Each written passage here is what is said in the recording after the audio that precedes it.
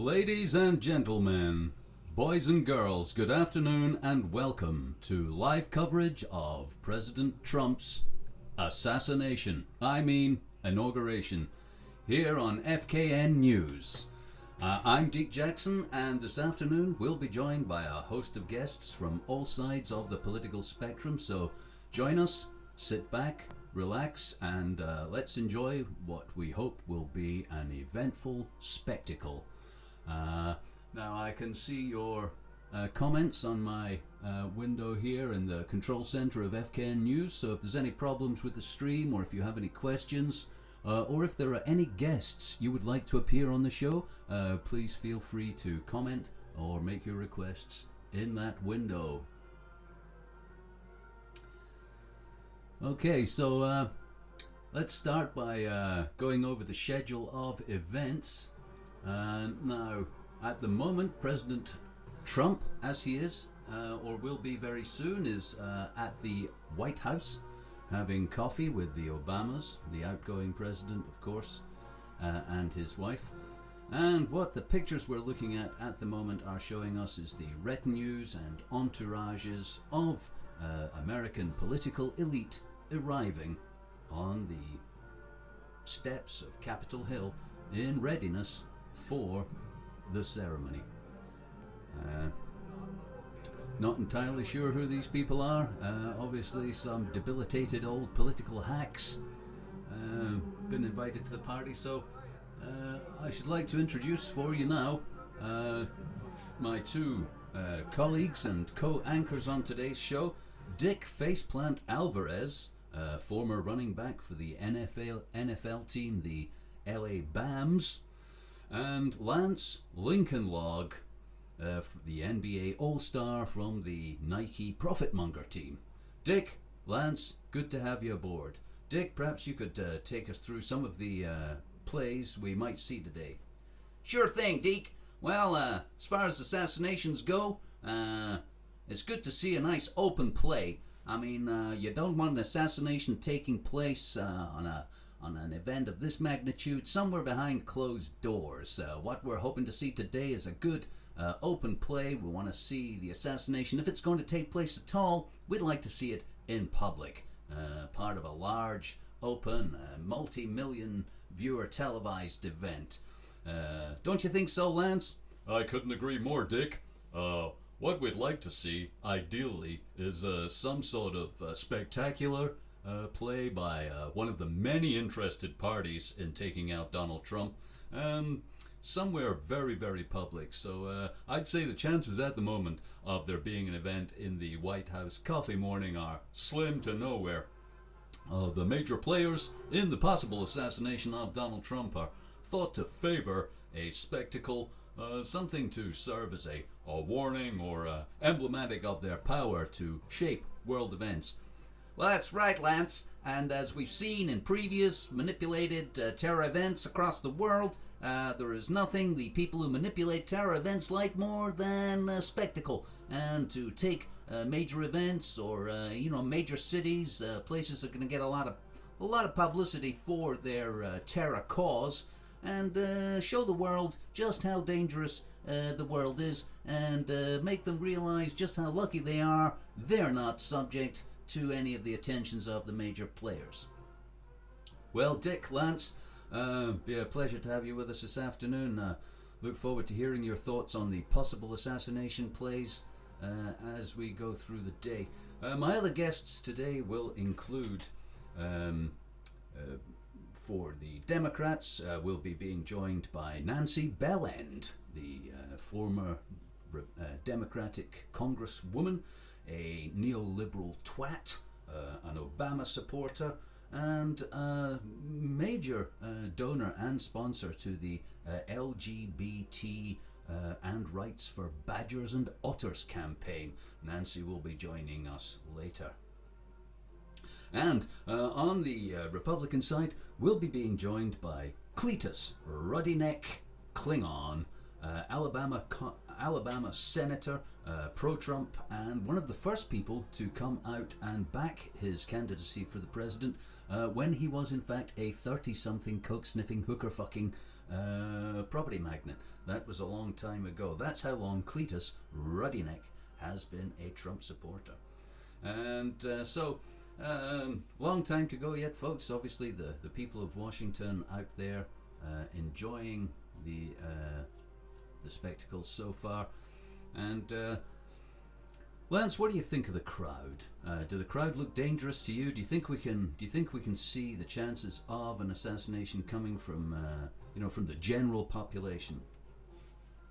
Oh, well, Deke, it's a possibility. Although, as we've seen in the past, the people who manipulate the terror events on planet Earth at the moment, they really favor a kind of either an anonymous but known terror suspect who has mental health problems, or a kind of a MK Ultra surprise, where someone who was seen as perhaps perfectly safe and trustworthy turns out to be a murdering psychopath or suicide bomber. And we just caught a glimpse of the band there. One of the things I think is possible is that hidden somewhere in that entourage of musicians is a someone who's been recently away on holiday, just long enough to have their mind taken over by MK Ultra, and their tubas stuffed with Semtex, or maybe there's an RPG in the trombone. And I pay close attention to the orchestra. It's one of the hot spots, I think. Yeah, interesting. Lance, what do you think, Dick? Well, I think Lance has got a point there. Musicians are a dangerous bunch of people at any time, and certainly the orchestra is a place I'll be paying a great deal of attention to. But let's not forget the security services, because they themselves are armed and have special training, and they can get close to the president at any time. So it's possible we could see something more from the inside, and who knows? I mean, it's too early to say, but I would say one of the very, very strong possibilities is somebody in the police, the security services, a janitor, something like that. The kind of thing you see in a Hollywood movie. Well, thank you both, and we'll look forward to seeing anything of that ilk happen as we go through the day. Now, long time to go yet. As we know, Donald Trump's a very controversial president, or will be a very controversial president, and his election has been fraught with controversy, and his views, his policies have been the subject of a great deal of speculation by political journalists and writers and bloggers. One thing is for sure: Donald Trump is not your normal politician. And in many respects, this is why Donald Trump may be a target for assassination. It would appear that Donald Trump has come from somewhere unexpected to a great deal of people with vested interests. Perhaps it's the case that the fairy tale was too big to fail. And if the American people could be told for years and years and years, anyone can be president. We mean it, folks. Anyone can be president. That fairy tale was being told to the American people for a long, long time. Anyone could be president. And you know what? For a long time, it looked like that was true only as a myth, as it was, the mythology that anyone could be president was held up as a sort of standard of the freedom of the American people. But in fact, the only people who became president were rich white men. Until very recently. Then it was rich men. Of course, some people might say that Ronald Reagan's election was the beginning of the decline of American politics into theatre of the absurd, and that after Ronald Reagan, anyone truly could be president. But Ronald Reagan, people should remember, actually had a history as a politician and had held office, unlike Donald Trump. So Donald Trump is unlike any other president of America. Never held public office, never been a politician. And as a result, it may be the case that he does not owe anyone, in particular, any favors.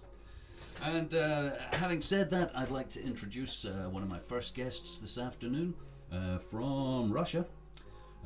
He's the attaché of political affairs in Washington. He is Sergei Hooker-Pisky. Sergei, did I pronounce that right? Oh yes, indeed. I am Sergei Hooker-Pisky, attaché to Washington for the Russian government. Well, Sergei, as I've just been saying, Donald Trump doesn't owe political favors to anyone. Does he owe anything to Putin? We've heard a lot, obviously, about the accusations, the allegations, the idea that Donald Trump was filmed with prostitutes in a hotel in Russia. And I wonder if you'd like to comment just on whether that is part of Russian political activities, and if it were, whether if such material existed, how might Russia use it to exploit their leverage over Donald Trump? Oh, well, maybe. Like, I can't say we do, I can't say we don't, It's a possibility. In Russia, a lot of people have sex with prostitutes, and it's true that some of it has been filmed. And historically, some of our journalists and some of our political dissidents have been made to give up their careers. As it turned out, we had some footage of them with the hookers. Okay, so having said that, maybe if we had some stuff on Donald Trump, we wouldn't want to use it just yet. It would be perhaps too soon. We'd like to see where the chips fall, as you say in America, because if we had this alleged footage of Donald Trump having blonde, long-legged, really good-looking hookers, 3 of them, honestly, you wouldn't believe it, really good-looking hookers, peeing in his face and going down on him, and Donald Trump taking them from behind in every hole. If we had that footage of Donald Trump knocking back the champagne while they go down on his noggin, one after each other, if we had that footage, I'm just saying, if we had that footage of the 3 lovely blonde leggy ladies, Donald Trump licking their pussy, licking their ass, fingering them in, if we had that footage of Donald Trump bringing in the food with the cream and the jelly all over their bodies and eating it out of their every hole, if we had that footage of Donald Trump doing these things, now would not be the best time to use it. And I cannot confirm or deny if indeed Russia has ever engaged in compromat, but I would like to say that if it were true that Donald Trump, somewhere footage of Donald Trump existed of him having sex with prostitutes, wouldn't that make a nice difference for the American people, having a president who the Masons didn't have pictures fucking a goat like they normally do? Like in Russia, well, we film people having sex with prostitutes, and maybe we use it and maybe we don't, but looking back historically over Russian presidents, it seems to me maybe you have a bigger problem with your presidents all being goat fucking Masons who owe their careers and can be manipulated and controlled by baby raping, human sacrificing, crazy psychopathic Mason fucks. It was just a thought. Well, Sergei, that is an interesting thought.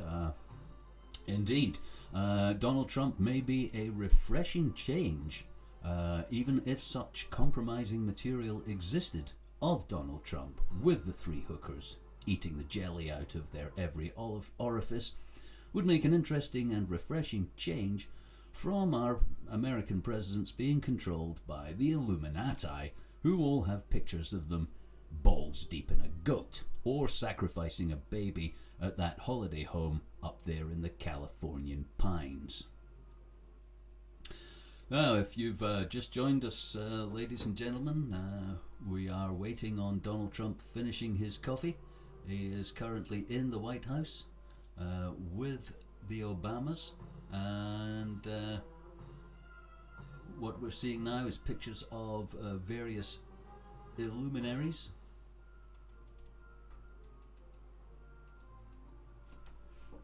Not sure who these people are. Not sure who he is.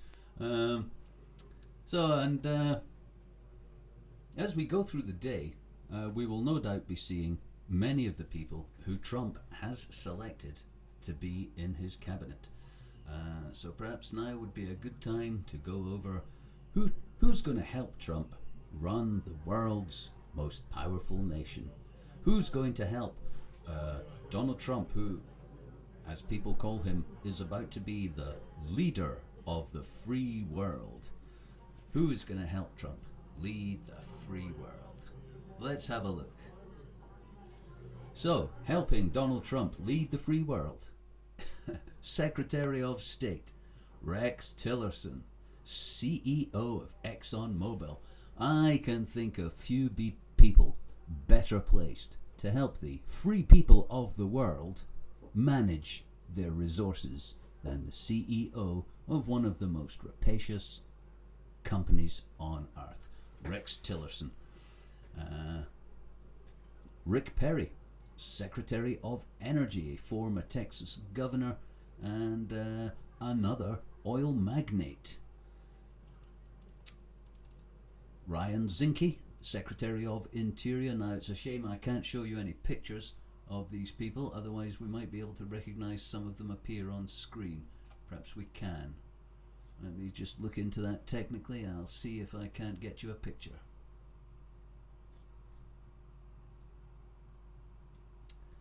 Oh dear, we seem to be experiencing a slight technical problem with our stream. Let me see if I can refresh that.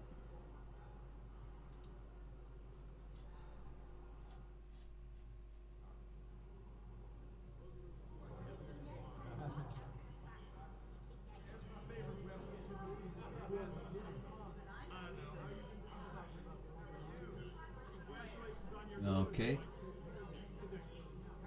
Stream looks good.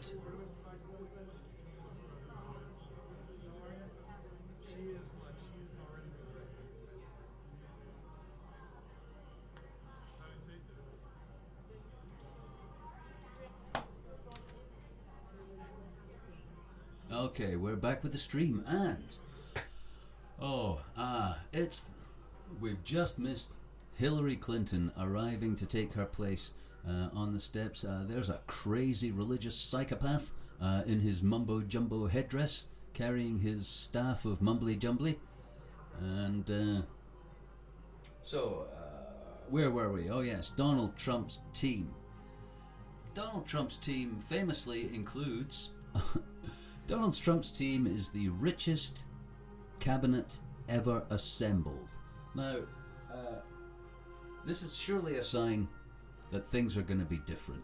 You know, you might perhaps imagine that instead of a few politicians and public servants becoming powerful through elections and ending up in the White House, who then decide to line their pockets at the expense of the American people, you might imagine that this cabinet that Trump's assembled of incredibly wealthy billionaires and people who are already, let's face it, rich beyond most people's wildest imagination, won't be fucking the American people over for a buck. That they will be so rich already that they've come to public service to genuinely do good, to give the American people the benefit of their experience. And what experience they have. Experience in plundering resources, experience in killing people, in denying people rights. I mean, we've got former Navy SEALs, former Goldman Sachs partners, Jeff Sessions. Now, Jeff Sessions, fascinating man, US Senator, Alabama. This is a man who still calls black people boy. This is a man whose entrenched racism is well known across the spectrum in America. Now Attorney General, I'll bet you, in a country where more black people go to jail than anywhere else on earth. In fact, in a country where more people, more of its citizens, more American citizens go to jail than any other country on earth. That's leader of the free world, America is. If you're a black man, knowing that the Attorney General, the man in charge of the entire legal system, is now a card-carrying racist, is sure to fill you with a certain despair. Okay, Secretary of Commerce Wilbur Ross, a former investment banker. Well, no doubt the American people's money will be safe once he's placed it in the hands of some of his former colleagues.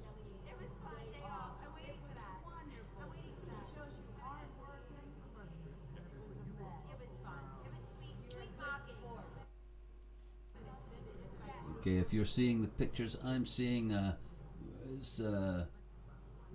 we're basically underneath the steps and we're watching the guests arriving. So, I'd like to introduce another guest of mine now. It's Nancy Bellend, the Democratic Senator for La La Land, a neoliberal, an Obama supporter, and a woman who's donated both her time and her money to the cause of LGBT rights throughout Obama's presidency. Nancy, welcome to the show. Why, thank you. Nancy, from the Democratic point of view, President Trump's election was a complete disaster. Hillary Clinton was to be ordained as the first woman president, and in many ways was to continue Obama's work of making people more and more equal, at least in America. Is there a sense in which this and your policy and passion for promoting the idea of more and more equal rights for people in America, whilst bombing niggers and brown people all over Earth to steal their resources and impose your capitalist doctrine on them, was a distraction, and that really Donald Trump coming to power is no different to your previous administration at all in any way? Well, I'd have to disagree with that. Obama was a fantastic president. He was well liked. He did a lot of great work to make more Americans equal. And thanks to Obama, it's now possible for you to marry your dog in 12 states of America. Thanks to President Obama, fluid gender, confused transgender teens can now join any branch of our armed forces and take part in the bombing of economic peasants somewhere else in the world. These kind of equalities and rights have been fought for by us so that you would feel America was going somewhere. Thanks to Obama, we gave more and more people medical insurance so that their poisonous diet of Frankenstein food could be treated in the world's most expensive healthcare system. Now, sorry to interrupt you, Nancy. We seem to have a problem with our stream again. I'm just going to refresh that in the hope that it comes back. Let's see what happens.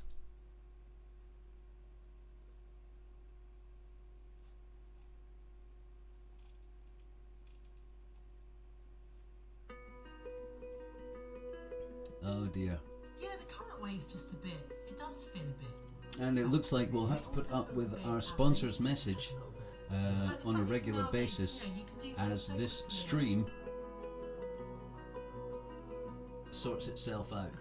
Yes, congratulations. Let me just mute that rubbish. Okay. So, Nancy, you were saying essentially that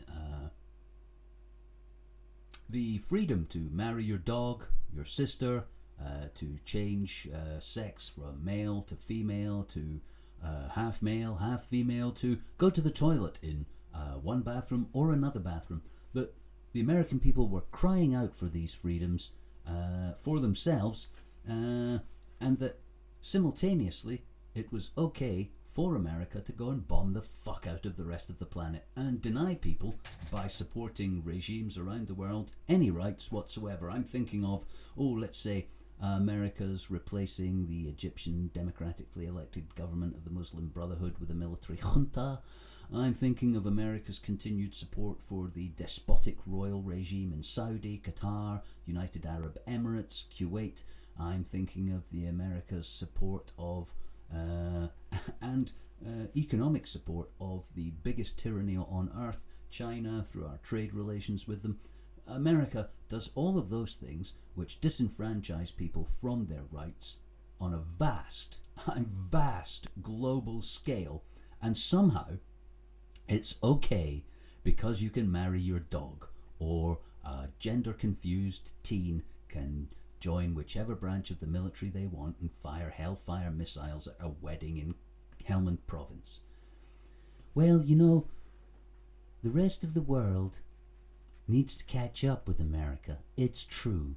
And while we're waiting on them, we feel it's America's job to be a beacon, a light, if you like, to the future. So we live as an example to these other countries in the world, and the human rights situation in Saudi Arabia and China and other places is of great concern to President Obama during his time as president, and whenever he could, he raised the subject of human rights while he was selling them guns and bombs and facilitating their economic advantage by doing trade deals with them. He often would say to them, something about human rights. So, meanwhile, it's America's job to serve as an example to the rest of the world of how we should all aspire to lives such as American lives, where you can keep buying shit you really don't need and paying credit to a large financial institution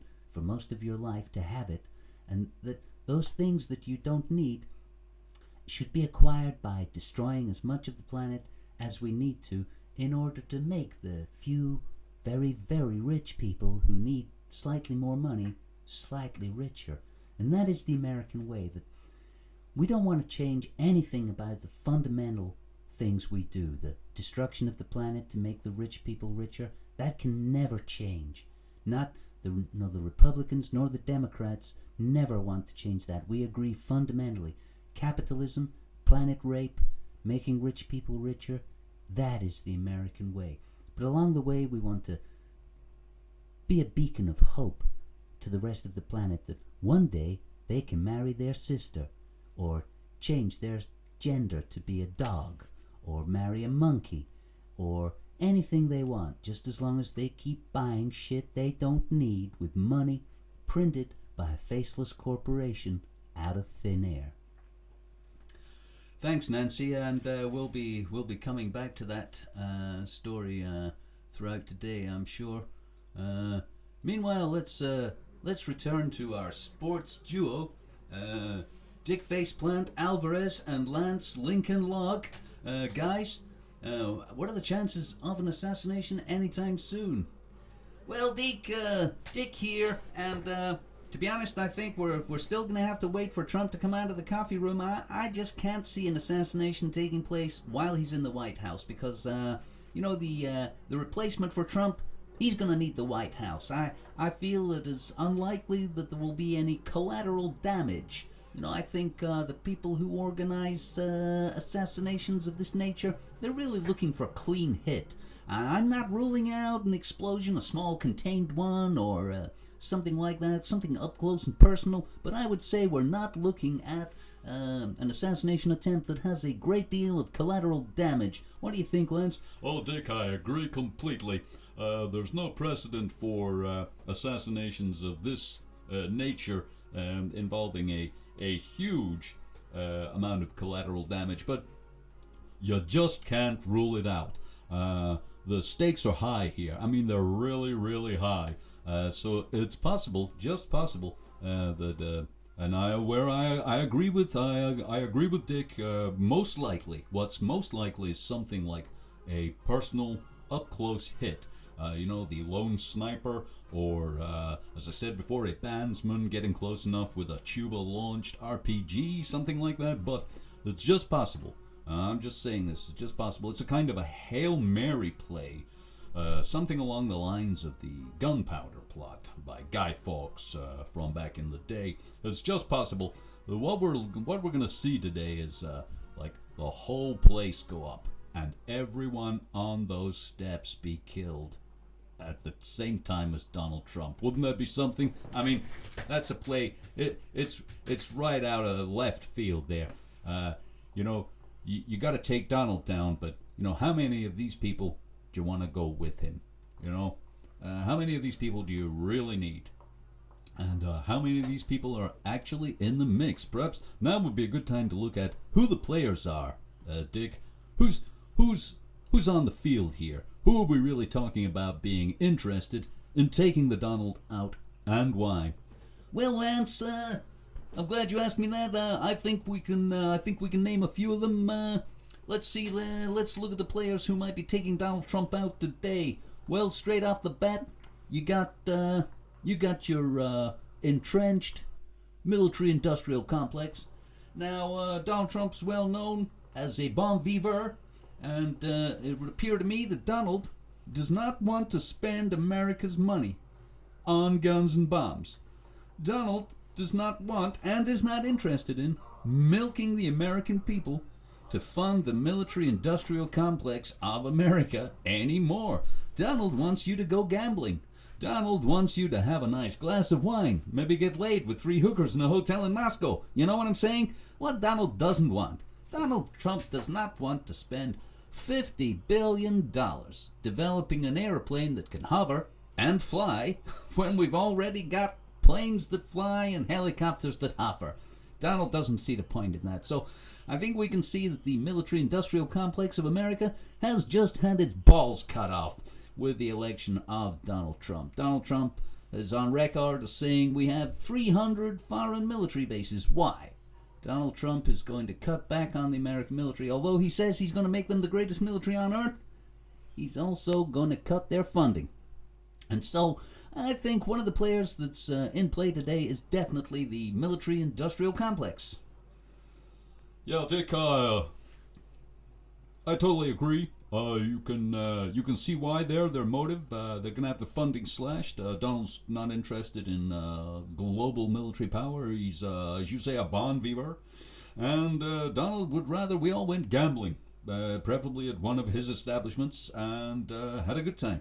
And so, yes, the military-industrial complex. But let's look a little further afield there at the global picture. And let's imagine that, for instance, you were a smaller nation with an interest in developing a hatred and an antipathy towards, say, Muslims. I think what we could be seeing today, somehow, somewhere, is a very well-tried play where you get some kind of Muslim, you get him online, and you persuade him that he could be the man to take down the president. You supply him with some guns and explosives. He's basically a wind-up toy. You know what I'm saying? So you get these wind-up Muslim terrorists online.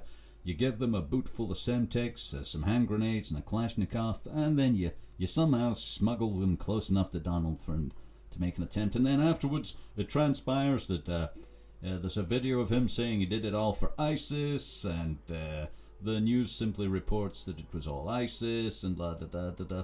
And so we could see here a very well-worn play where the Muslim terror individual who was radicalized online comes into play, and in this case I think we'd be looking at a foreign sponsor of terror. Somebody like Israel, who has a lot to gain from America helping it dominate the Middle East. Let's face it, Israel has a lot to gain and has gained a lot from America's assistance in dominating the Middle East. Now, if that were to change, I mean, Donald Trump's pro-Israel, and make no doubt about it, but is he pro the United States of Israel?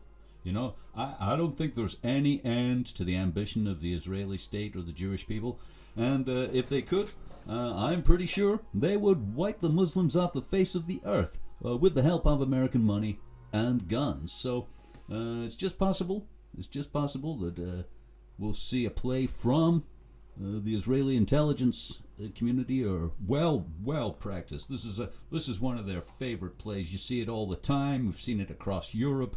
We've seen it in the Philippines. We've seen it in India. The crazy Muslim gunman comes out of nowhere, kills a few people, boom, before you know it, multi-billion-dollar spending and Middle East militarization. Yeah, Lance, I can see where you're coming from there, and yep, it's definitely a possibility. Dick, Lance, we'll come back to you two later. The luminaries continue to arrive today. We've just seen Bernie Sanders, and there's a whole long queue. It's like looking at people queuing for dinner here. It must be a long queue. Who are these people? How did they get their seat? Obviously some kind of judge there, another judge there. Oh, looks like Ben Carson. Ben Carson. Now he's a housing minister. Let's just have a look at Trump's people. Trump's team. Ben Carson. Housing and Urban Development. I don't know who that guy is, and in fact I probably won't recognize many of the people who we're seeing at the moment. This is basically all just filler.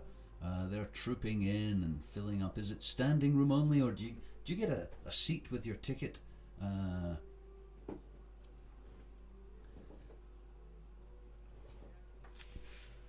Now, I just having touched on there, as Lance was, on the interests that might be involved in assassinating Donald Trump today. There are many more. There are at least another 2 or 3 potential assassins with Donald Trump as a target. And as Lance touched on there, one of them is the state of Israel. Because for years now, America has basically helped Israel to destabilize and undermine any attempts by the Islamic nations of the Middle East to get their shit together. Notwithstanding the fact that during the 60s, in the 3-Day War and the 6-Day War, America directly assisted Israel in taking over the amount of Palestine it currently has, there's now a more complex relationship between Israel and the Sunni Muslims of Saudi Arabia. And strange as it may seem, these strange bedfellows may have a vested interest in more war against Shia Muslims, not Sunni Muslims. And isn't it strange that during this past decade or 2 decades even of demonizing of Muslims, the Western media has repeatedly portrayed and gone out of its way to paint the Muslim world as being a hotbed of radicalization and terror and anti-Western sentiment and belief and practice and culture. And all the while this has been going on, Saudi Arabia has been America's greatest ally in the region, also a supplier of its oil. Now the two are almost certainly linked, and what we see at the moment, and it's an open secret that what we see at the moment in the Middle East is a civil war between Sunni and Shia elements of Muslim, with us, the West, supporting the idea that only Shia Muslims are terrorists, even though on 9/11 almost all the terrorists were from Saudi Arabia. We never invaded Saudi Arabia.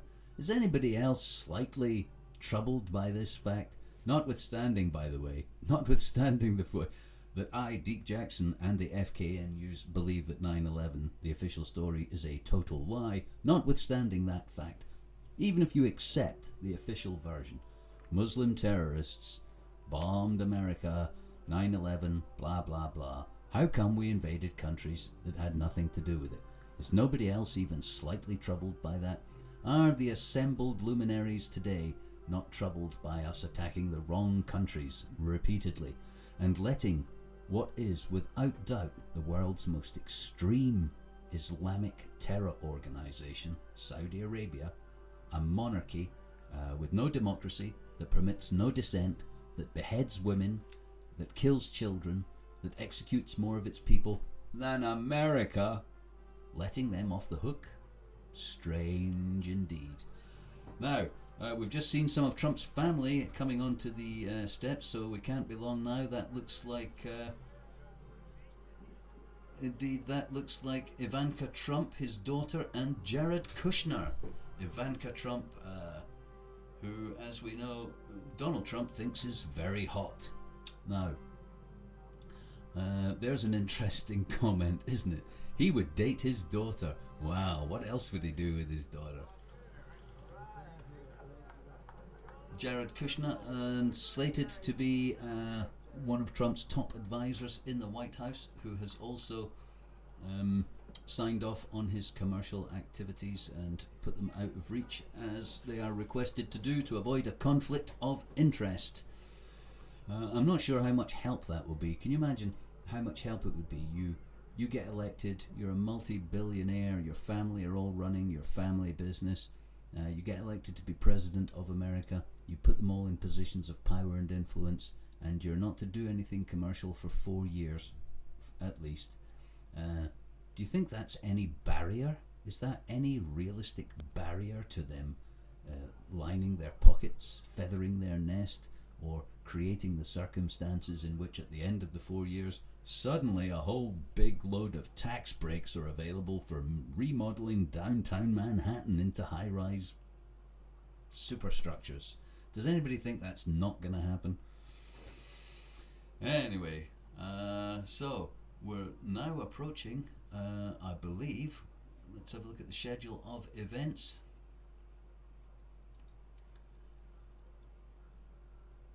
Trump leaves White House 10:30. Okay.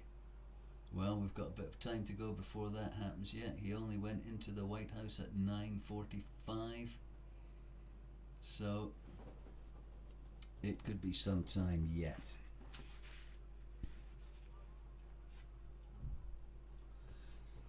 So I'd like to bring in now another one of my guests, Alabama Senator, pro-Trump Republican, Cletus, Ruddy-neck nigger hater. Cletus, pleasure to have you with us. What do you think Trump's first 100 days will be like? Well, now, y'all, Donald Trump said a lot of things gonna change. Donald Trump's made a lot of promises, and I wouldn't want y'all to think that he wasn't going to stick by them, but fact is, he's probably not. Let's face it.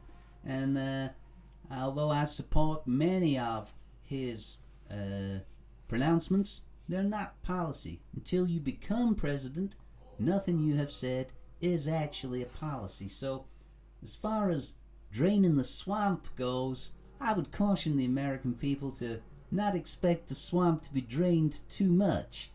I mean, we maybe take an inch off the top, but believe me, the swamp gonna be just as deep, just as green, and smell just as bad after Donald Trump's been president, no matter what else he wants to do. As for building a wall, well, we're all for building a wall with Mexico. For too long, this country has been able to, this country has allowed anybody to come over here and grab a slice of economic pie.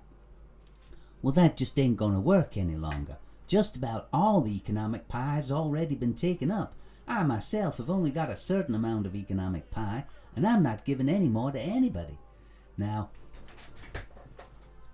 we do like the cheap labor, and we have enjoyed the Mexican gardener and the Mexican housemaid and the Mexican this and the Mexican that, because all the niggers went off and started a garage or played basketball, and you just couldn't get the help anymore. But the fact is, there's just not enough economic pie to go around, and what we need now is we need some white niggers to start doing all that unpleasant work for us, y'all. Yep, what we need is for white people to get used to the idea that all these years they thought the niggers was black people. Why, they was so wrong. Niggers is poor people, y'all. You see, the rich people, we're really not racist at all. I don't care if you're black, white, brown, yellow, pink. I don't give a fuck what color your skin is. Just as long as you're gonna work for nothing at all to do anything I want.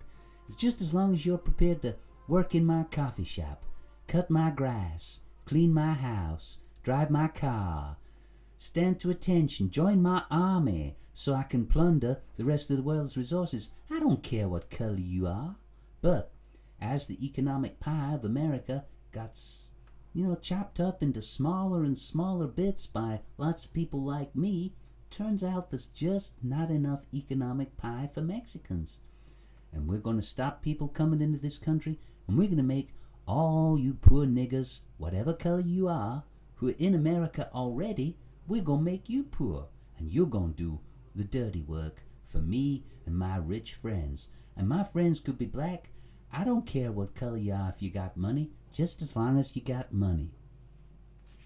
Well, interesting point, Cletus. Just like to ask you about some of other Trump's policy announcements and foreign policy and the one China policy and his threatening China with a trade war, his pronouncements on tariffs and trade deals that America's going to pull out of. How do you see that is going down with people, as you say, who've got a little slice of economic pie, and Donald Trump may be taking it away?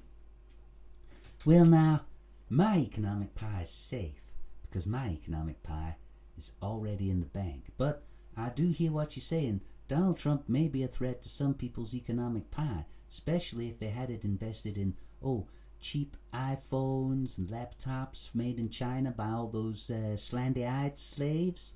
Now, and also, if your economic pie has got anything to do with cheap cars made in Mexico or stuff like that, well, I could see why Donald's policies might worry you a little, but I can assure you there'll be other opportunities. Then that's the way to look at Donald Trump's presidency. It's an opportunity to make more money. If you think you're going to lose some here on this deal, Donald Trump's going to make some other deals, and you just got to move with the times. Move with the times and move with the Trump.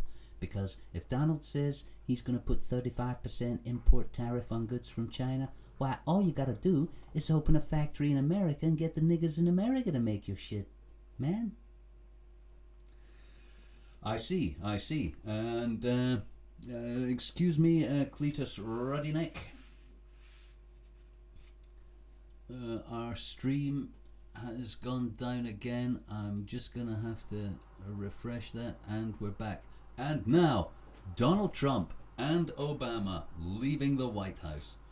Donald Trump and Obama saluted by some rather smart-looking Marines just back from somewhere else in the world where they've been imposing America's foreign policy will. Obama helping Donald Trump into his limo. Oh, they're both going. Man, look at the doors on that limo. Let's go over to our assassination team now. Dick Faceplant Alvarez and Lance Lincoln Log. Dick, Lance, how's it looking from here? Well, that's the two of them getting into and I mean a well-armored. You cannot armor a car well enough these days. That car had a solid 6 inches of armor there. I saw it with myself. There's more armor plating on that car than possibly an A1 Abrams. I kid you not. That is the most well-armored car it's possible to build in the world, and I think we should give a little nod to American craftsmanship there.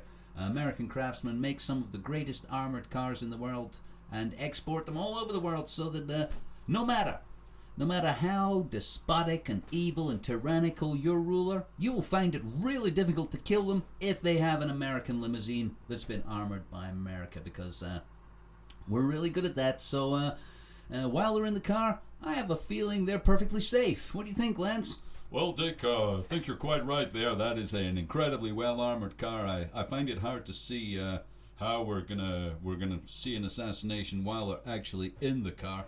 The motorcade is setting off. Obviously well protected, great deal of security, and no danger there. I think it was hard to imagine an assassination attempt while they're in that vehicle. it would send out the wrong kind of message for the manufacturers of armoured limousines around the world. There's the Clintons, Hillary and her bitch, Bill. Bill Clinton there, unusually seen without his hands all over another woman. He's yes, looking somewhat distant. And behind them, George W. Bush. Wow. What a picture. Wow, Hillary Clinton looking somewhat disappointed there. You can almost see the bitter hatred and disappointment flashing across her face. George W. Bush there, just clearing the last line of coke out of his nostrils. Yeah. Oh, hey, a little grin flashing across his face there. George W. Bush, of course, famous for invading the wrong countries after 9/11, the countries that didn't, where none of the terrorists came from. Famous as a man too stupid to find the door he came in. And so, in terms of unlikely presidents, you would have to say that after Ronald Reagan, George Bush was very unlikely. 2 terms, helped of course by an ongoing war for his second election. And now we're seeing some other people arriving. Still doesn't look like anybody's getting a seat there. I mean, it must cost thousands of dollars for a ticket to this do. What, you can't get a seat? Really?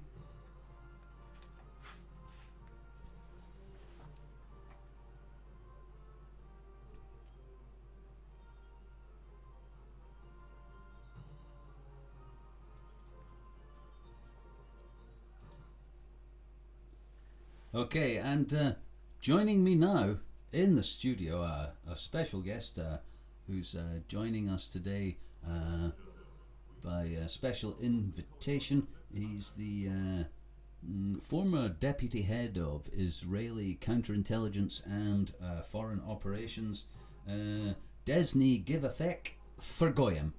Desni, welcome to the studio and thanks for coming. It's okay. It's Desni, give a fuck about Goyim. Israel has benefited for a long time from American support. Is Donald Trump good for or bad for support for the state of Israel? From the point of view of Israel, I think Donald Trump is going to be good for Israel because, the fact is that he's a good Christian man and he hates Muslims. We all know he hates Muslims, and that means he must love Jews. It kind of goes without saying. If you hate Muslims, you love Jews. And so we see Donald Trump as being a good president for Israel, and we look forward to working with him. He's already on record as saying that Jerusalem should be the capital, and I can't see why Donald Trump would be bad for Israel. Oh well, one of the ways he could be bad is by cutting military funding or spending. He is also on record as saying America doesn't need to spend so much money on foreign bases and foreign aid to foreign countries. He said of South Korea, we should let South Korea look after their own defense. Do you feel the 30 billion annual support for Israel might be at risk? As far as Israel's concerned, I wouldn't like to think so, because if it was, if something were to threaten our funding, we would just create a little more terror somewhere, and then everybody would be outraged a bit more, and Donald Trump would be under pressure to help us fund some more military anti-Muslim stuff in Israel. Thank you, Desni. Give a fuck about Goyim. And we've just seen President Carter, former ex-President Carter, coming onto the steps there. Famously, President Carter failed, and American foreign policy goes way back here, folks. Iran, currently part of the axis of evil. began its journey into the axis of evilhood when they overthrew the Shah of Iran. Now, Iran, one of the world's richest countries in oil and gas, was taken over by the Shah of Iran, helped by the CIA, funded by the CIA. Basically, the Shah of Iran was a proxy puppet ruler who immediately sold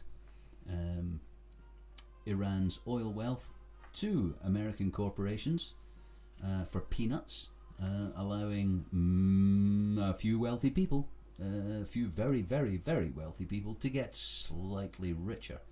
Now, the Shah of Iran might have got away with that for longer than he did, but he started to believe he was God on earth, and the Iranian people couldn't be doing with that, and they had a coup, and they kicked the Shah of Iran, America's puppet corporate thieving scum ruler, out of the country.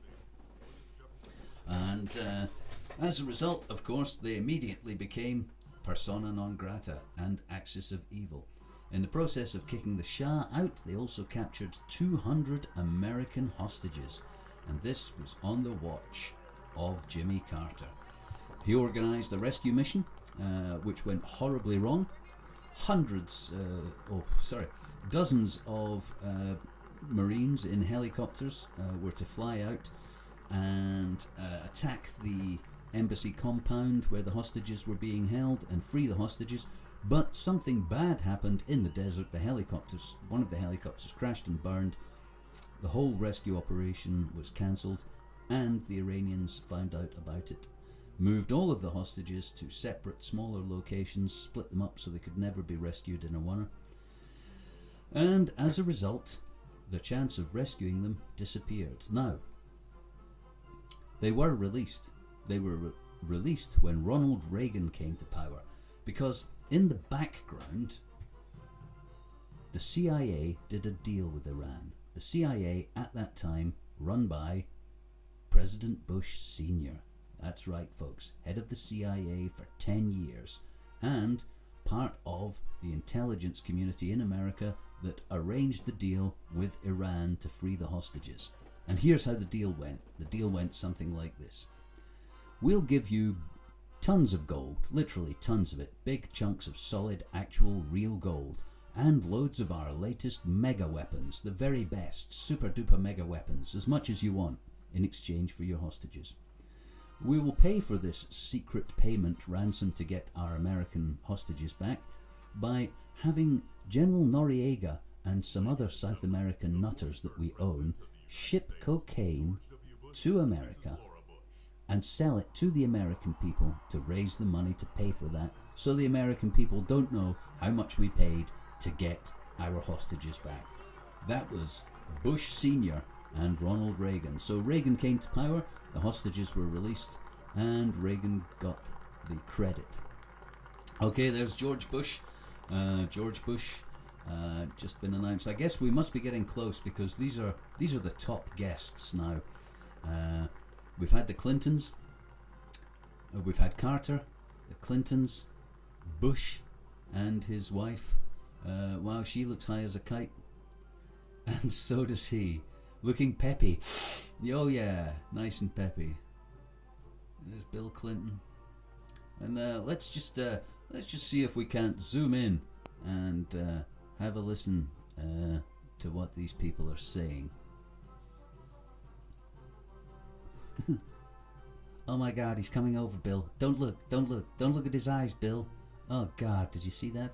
Oh, hello, do you remember me? I'm George Bush. You okay? Hello there. Hello. Hello, hey, do you remember me? Oh yeah, I'm George Bush. Yeah, do you remember me? Who am I again? Okay, and now the motorcade containing Donald Trump is waiting. I guess they're building the tension. Trump. Like Jaws. Trump. Trump.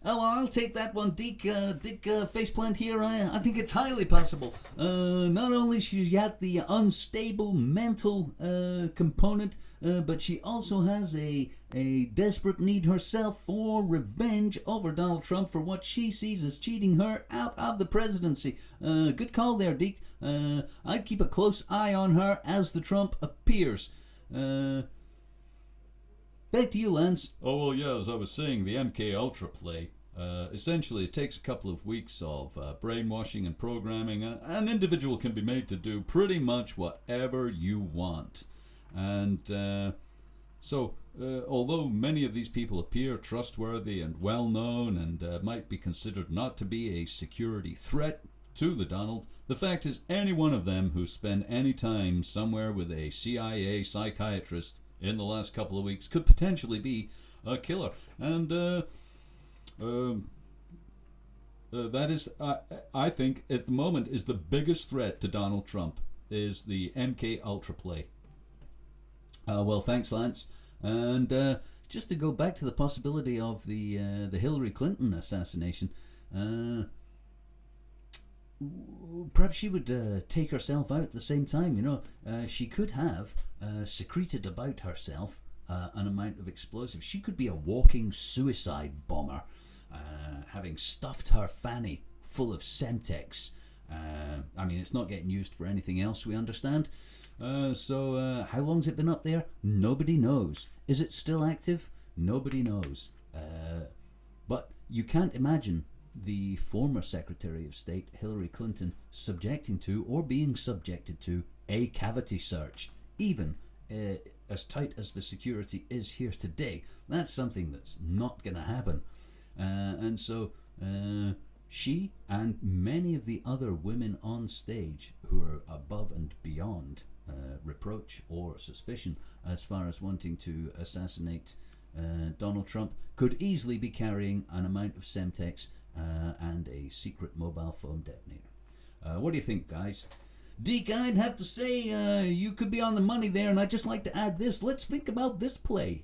Let's imagine just for a second, just imagine this just for a second, the Russians do indeed have footage of Donald Trump being peed on by 3 hookers with the dog and the ice cream and the jelly, and they played it to Melania, sorry. They played it to Melania. Now, would Melania be driven into a fit of pique and rage so great that she wished to kill her husband? It wouldn't be the first time a woman who had been cheated on and a woman who had been lied to and deceived by her husband has taken out this kind of revenge. In fact, it is one of the most common murders in human history. Lance? Oh, well, Dick, I totally agree, and it's another one of those plays we think would sneak under the radar of the official security, as it were. No doubt Melania would be traumatized by the revelation of this video. Guys, on that thread, just a thought, but, you know, disturbed teen son. Just saying, Donald Trump's son there, young guy. They've stuffed him into a suit again. He looks like he'd rather be playing the PlayStation back at home or masturbating in the toilet. And here he is, his dad's dragged him along. There he is, his dad's dragged him along for this nonsense once again. Now, I saw him at the Victory Night Parade, and I've seen him at other things. He looks like an unwilling participant. He looks bored as fuck. He looks like he would give anything for this to be over. He might even be embarrassed by his father and his personality, his speeches, his personality, his character, his overbearingness, and so on. So, you know, what kind of history of disturbed young men have we got in the assassination business? Dick, Lance? Well, Dick, you know, we got to look at things like Sandy Hook and the clown killer in the cinema, and what you see there are young men, easily disturbed. Give them a gun, point them in the direction of something, and they could easily take on the role of lone killer, lone wolf assassin. And I'd have to say, Donald Trump, to me, Donald Trump is not safe even from his own family. He's definitely not safe from Hillary Clinton or any of the other people on this stand. Totally, Dick. Totally not safe from his family, not safe from any of the former presidents, and not safe also from his own security. Not from the MK Ultra play, which is what we've been discussing. But let's open it up a little bit and imagine it's not an MK Ultra play. What else have we got? You know, if we don't have a mind-controlled killer zombie reprogrammed, then what else have we got? There's Hillary Clinton. Hillary Clinton there looked like she was sending a signal to her conspirator on her mobile phone. Or maybe she was just tweeting, "Here comes that fuck Donald."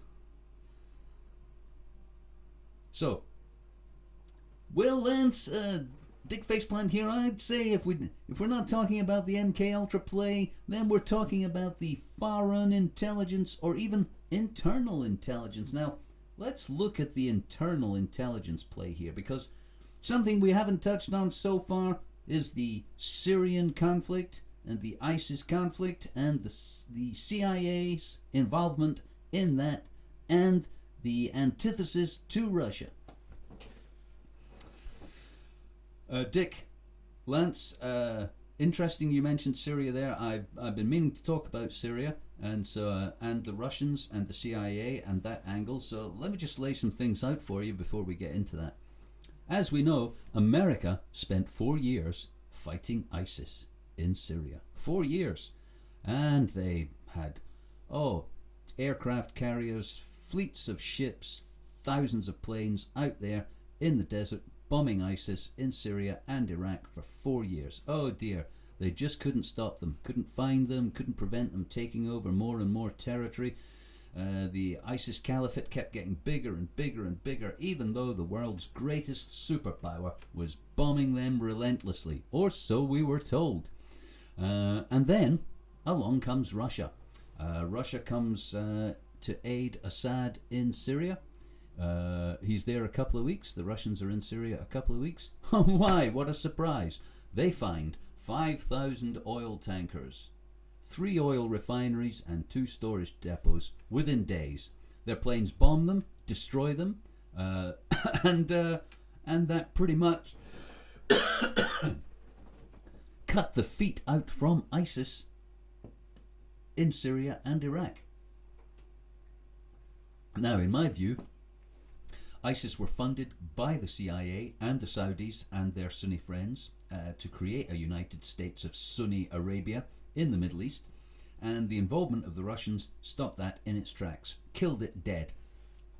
And the fairy story being sold to the people of the West was, excuse me, we just can't find ISIS in the desert with our satellites and our aeroplanes and our full spectrum dominance. Honestly, the world's greatest superpower just can't find a few people in some Toyota pickup trucks we gave them.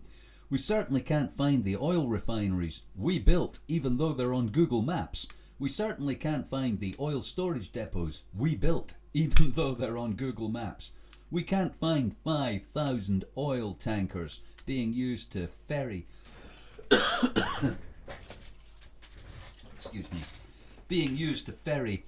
petrol products to Turkey to raise the money to pay the fighters. No, we spent 4 years fighting ISIS, couldn't find them at all. Along comes Putin and his military. Hey, what's this? Look at all this stuff in the desert, just where Google Maps said it would be. Bang, bang, bang, boom, boom, boom, end of ISIS. Now, Donald Trump isn't playing that fairy tale, isn't telling that fairy tale. Donald Trump thinks America's not winning wars anymore, and that's one of the wars he thinks they're not winning. Donald Trump thinks the CIA's intelligence is rubbish, and he's not wrong. And so, along comes Russia, destroys ISIS in the desert in a fortnight, makes America look bad, although very few people talk about this. 4 years of American bombing, nothing, nada. ISIS gets bigger and bigger and bigger. Putin turns up, 14 days later, boom, no money.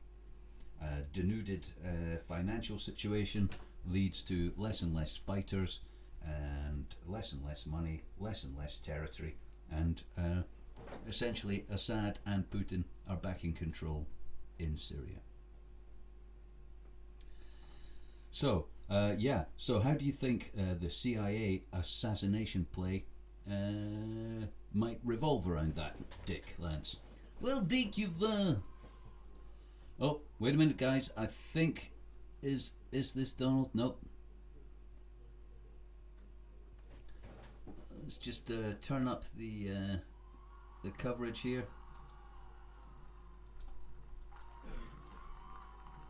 Oh, here it is. Here we go. There's Michael Obama. Now, as we know, the Obamas have been huge supporters of transgender LGBT rights, and part of the reason is, of course, that Michelle Obama is a man. Or she may be a man. She may be a man robot. She may be a robot made to look half man, half biscuit, or half man, half woman biscuit. But one thing she certainly isn't is all woman. There's Michelle Obama. Now, so we can expect fairly soon on the stage Barack Obama, followed by Donald Trump. So if we have a minute, Dick Lance will come back to you on the ISIS in Syria CIA assassination plot. Perhaps I could just bring in Sergei Hooker Filmsky on this. Sergei, we've just been covering there how America couldn't find oil refineries, oil storage depots, 5,000 oil tanker trucks in the desert, no foliage, no cover, even though they have satellites, flying radar, airplanes, full coverage of the battlefield everywhere. They can see a scorpion's arse from space in the desert. They couldn't find these ISIS assets in 4 years. Your Air Force went in there and destroyed them in days. What do you think the significance of that is, Sergei Hooker Peasky? Well, it's obvious to the Russians that America was lying to its people for years. The very idea that you couldn't find these facilities, really, it's a joke. It's a sick joke on the American people. We knew exactly where they were. Assad knew where they were. We knew where they were. You knew where they were. The British knew where they were. Everybody knew. These things were on Google fucking Maps. Honestly, you could sit at home on your PC and look at them. The very idea that America couldn't bomb them is absurd. Absolutely absurd. And so, of course, you have to ask yourself, who was behind this lie? And who was planning to do what? What was the benefit and to who? So, now that we've destroyed ISIS in Syria, it makes the American military look rather stupid. And because Donald Trump isn't telling the fairy story that ISIS we'll have to go on fighting ISIS forever and ever, he starts to look a little dangerous to the CIA. The CIA want the American people to think Russia's bad, not because we've done anything to America, but because we did something to ISIS. Isn't that strange? You would think the Americans would be congratulating us. We destroyed ISIS in a month in Syria. You'd think we'd be fucking heroes. You'd think the American media would be full of stories saying, our fucking friends in Russia did our job for us. No.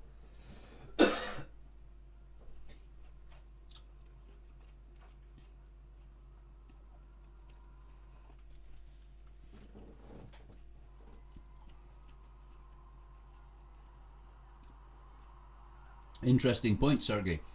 You would think America would congratulate you and be thankful to Russia for having destroyed ISIS in the desert, something they spent 4 years with world's most expensive military. And people of America, if you're watching or listening, I can't make this point strongly enough. You pay to have the biggest, most expensive, strongest, most comprehensive military on this planet. Oh, wait. We'll come back to this.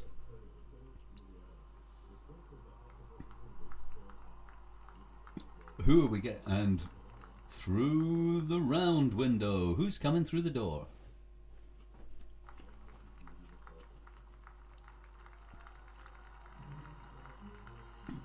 Oh, I thought that was Trump himself. Apparently, it's the cleaning lady and the janitor and the dinner lady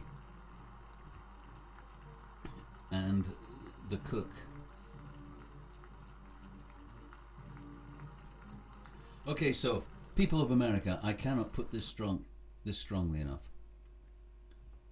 You pay through the nose. You are being milked endlessly by the military-industrial complex so they can have the greatest weaponry, the greatest surveillance of any power ever assembled on Earth ever.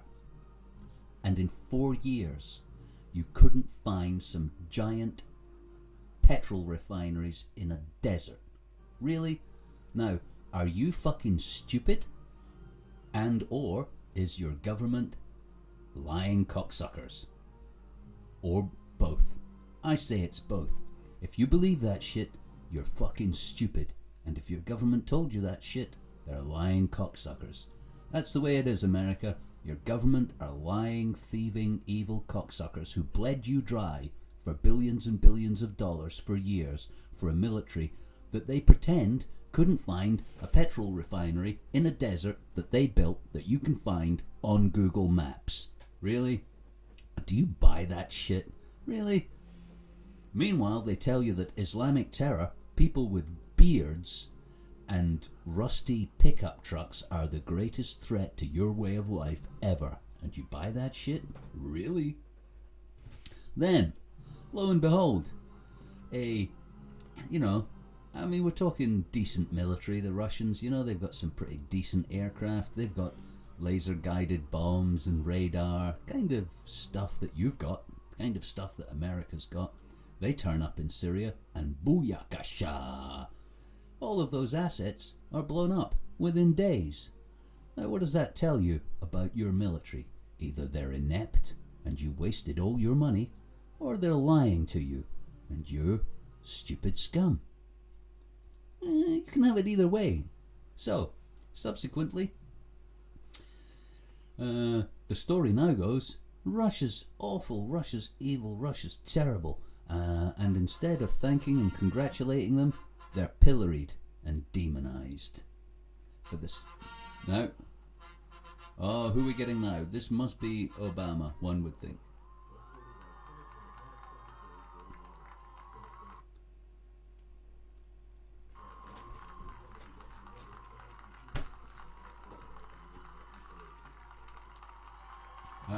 President Obama. Yes, we can. Change. Hope and change. Hope and change. Are there any more vacuous words you could put in a slogan? Hope and change. We hope you won't notice nothing has changed. Hope and change. We hope you won't notice nothing changed.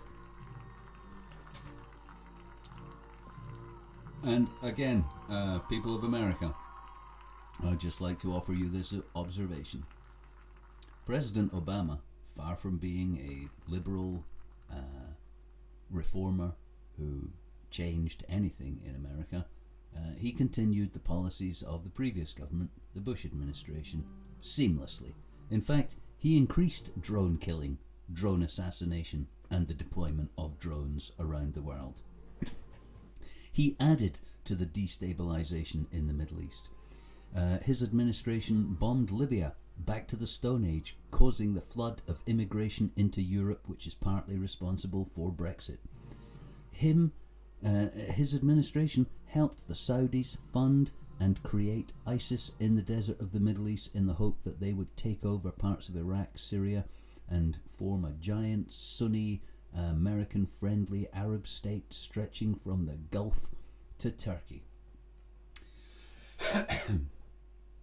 And along the way, he pretended that he was a good guy because he'd let you marry your dog. Hope you didn't notice nothing had changed.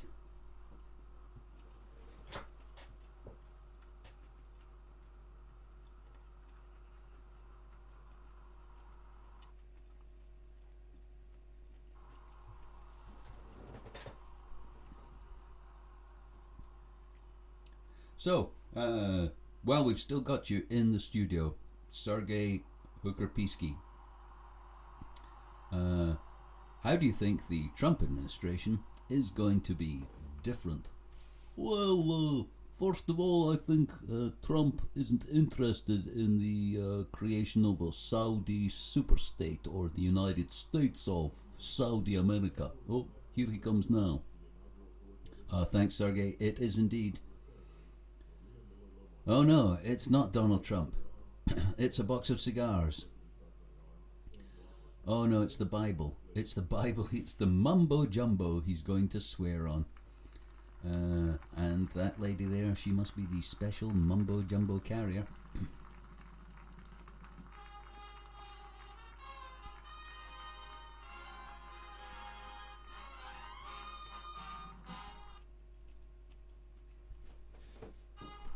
Okay, let's stick with events as they unfold now, folks. Let's just have an overview of the gravity of the situation. Donald Trump, who brings with him a new and different fairy tale to the one you've heard before, is about to be sworn in as the 45th President of America.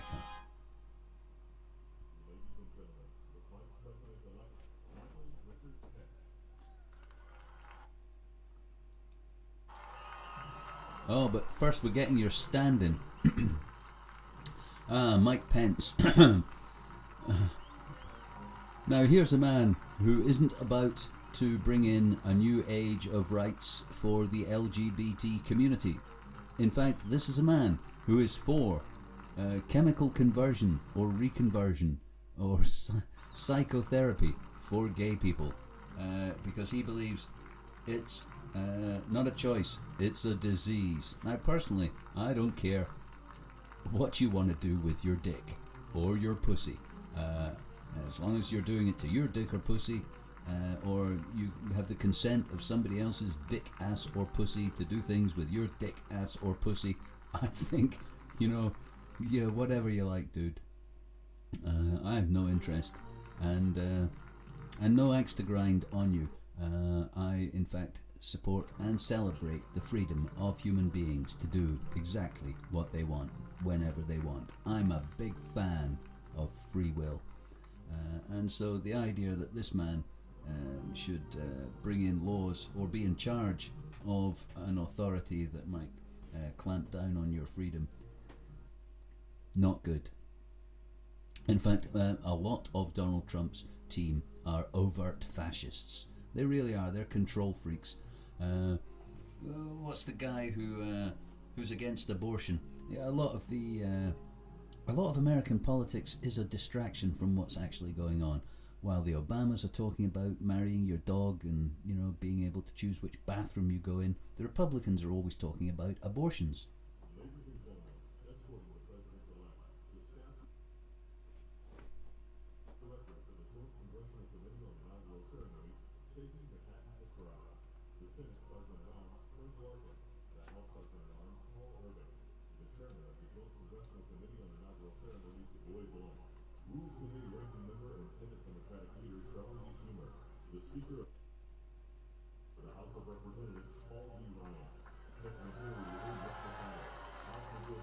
Oh, and here we go.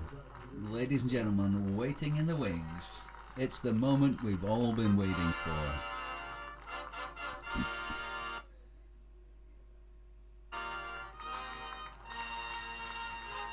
People of the free world.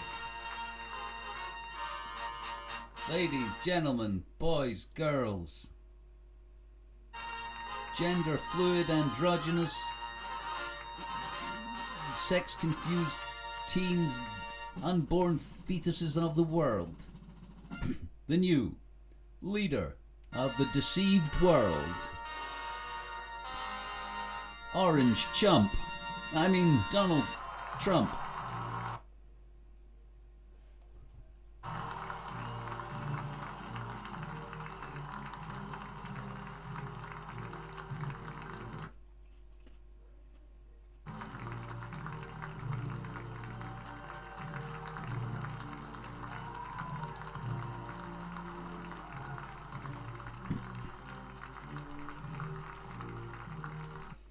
Orange chump.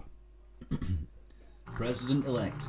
Coming down the steps, on the steps, to the podium, to take the oath and be sworn in. And now, let's go over to our assassination duo, Dick Faceplant Alvarez and Lance Lincolnlock, for an update on the assassination possibilities at this moment.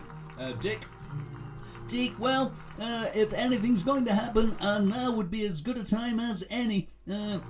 Here he is, he's now totally exposed on the steps to all of these people who could potentially be either an MK Ultra mind brainwashed plant or a disaffected and malicious or malevolent force in themselves. Melania Trump, crazed with jealousy over the triple hooker peeing incident. Hillary Clinton, crazed with disappointment and bitterness after losing the election.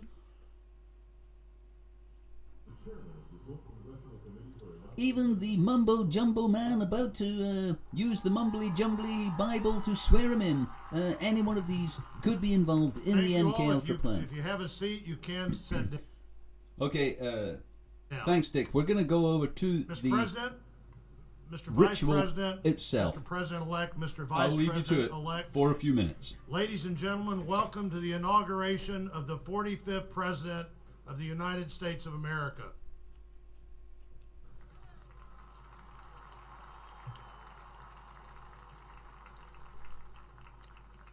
Today, the legislative, the executive, the judicial branches of our constitutional government come together for the 58th inauguration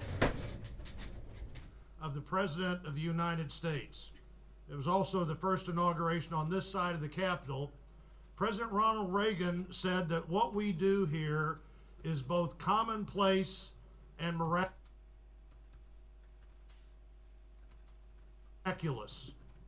Commonplace every 4 years since 1789, when President George Washington took this exact same oath.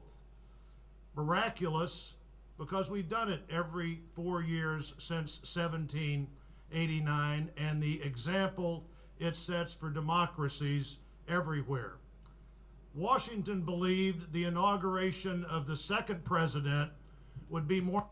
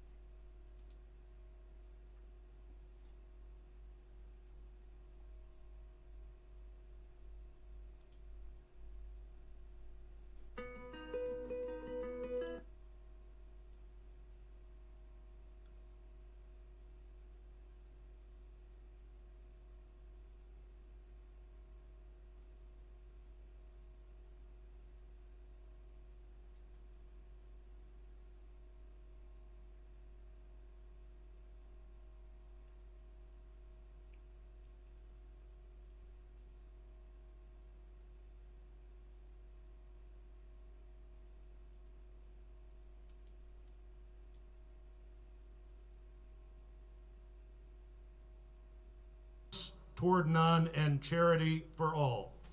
In the middle of the Depression, the country was told that the only thing we had to fear was fear itself. And President Kennedy talked about the obligation in democracy to country.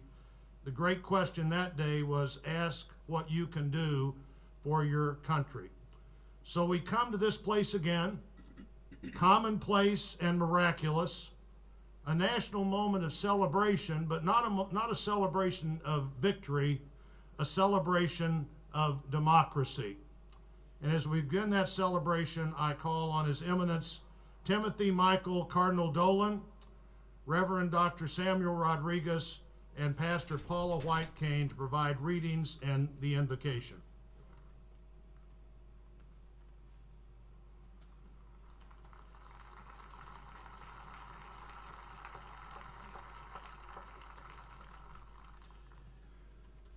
The prayer of King Solomon from the Book of Wisdom. Let us pray. God of our ancestors and Lord of mercy, you have made all things, and in your providence have charged us to rule the creatures produced by you, to govern the world in holiness and righteousness, and to render judgment with integrity of heart. Give us wisdom, for we are your servants, weak and short-lived, lacking in comprehension of judgment and of laws. Indeed, though one might be perfect among mortals, if wisdom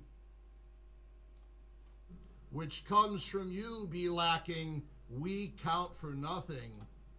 Now with you is wisdom, who knows your will and was there when you made the world, who understands what is pleasing in your eyes, what is conformable with your commands. Send her forth from your holy heavens, from your glorious throne dispatch her, that she may be with us and work with us, that we may grasp what is pleasing to you. For she knows and understands all things, and will guide us prudently in our affairs, and safeguard us by her glory. Amen.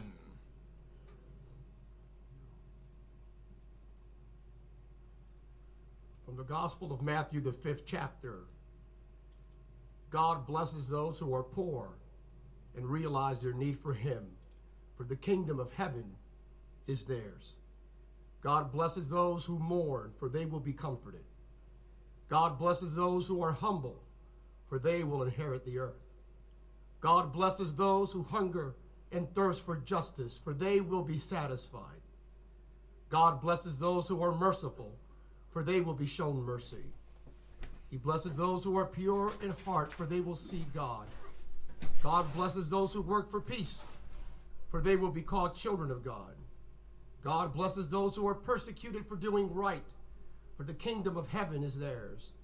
And God blesses you when people mock you and persecute you and lie about you and say all sorts of evil things against you because you are my followers. For you are the light of the world, like a city on a hilltop that cannot be hidden. No one lights a lamp and then puts it under a basket. Instead, a lamp is placed on its stand where it gives light to everyone in the house. In the same way, let your good deeds shine out for all to see, that everyone will praise your heavenly Father. Respectfully, in Jesus' name.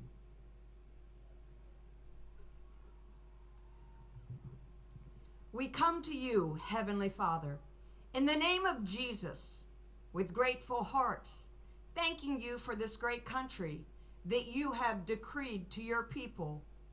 We acknowledge we are a blessed nation with a rich history of faith and fortitude, with a future that is filled with promise and purpose. We recognize that every good and every perfect gift comes from you, and the United States of America is your gift, for which we proclaim our gratitude. As a nation, we now pray for our President, Donald John Trump, Vice President Michael Richard Pence, and their families. We ask that you would bestow upon our President the wisdom necessary to lead this great nation, the grace to unify us, and the strength to stand for what is honorable and right in your sight. In Proverbs 21:1, you instruct us that our leader's heart is in your hands. Gracious God, reveal unto our president the ability to know the will, your will, the confidence to lead us in justice and righteousness, and the compassion to yield to our better angels. While we know there are many challenges before us, in every generation you have provided the strength and power to become that blessed nation. Guide us in discernment, Lord, and give us that strength to persevere and thrive. Now bind and heal our wounds and divisions, and join our nation to your purpose. Thy kingdom come, thy will be done. The psalmist declared, let your favor be upon this one nation under God. Let the glory to the Father, the Son, and the Holy Spirit. We pray this in the name of Jesus Christ. Amen.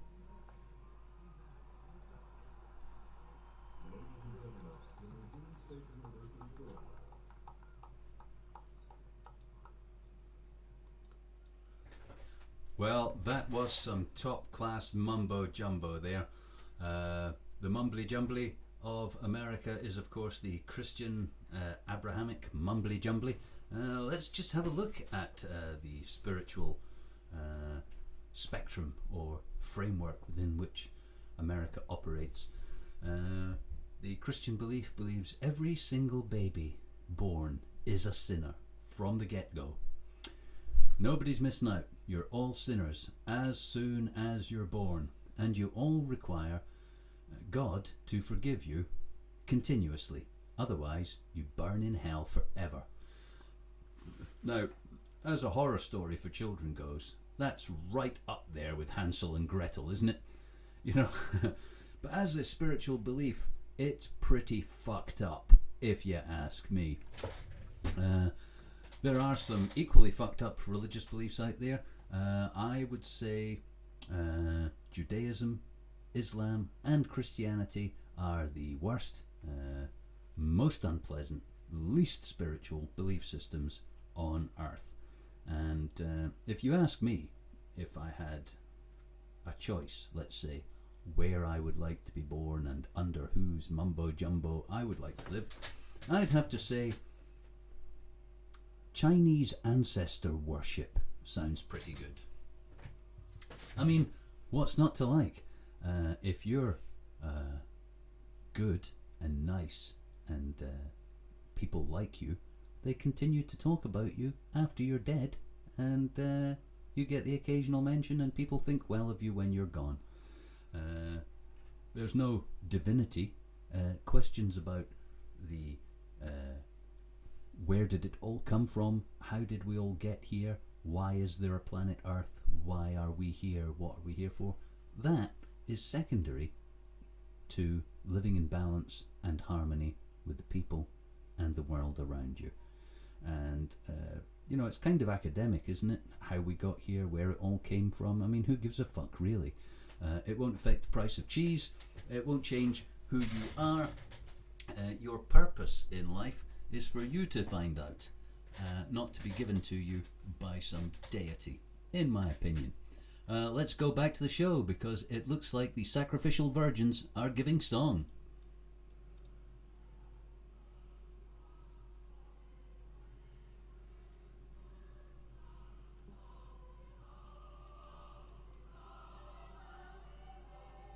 It's not for me to criticise somebody else's production, but I can't hear what they're singing. So let's imagine what they're singing and fill in for them. Anyone but Trump. Anyone but Trump would have been better.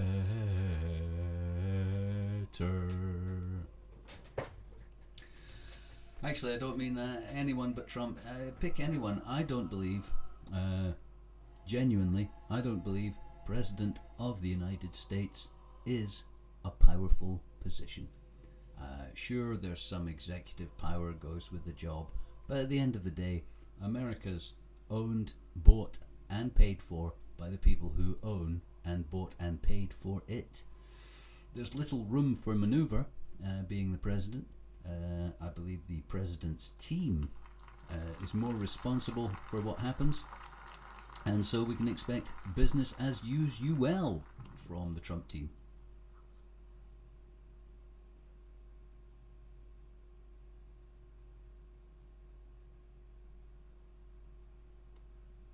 Well, the Missouri State University Chorale practices and performs about 2 blocks from my home in Springfield, Missouri, so it was easy to find them, and we're pleased they're here.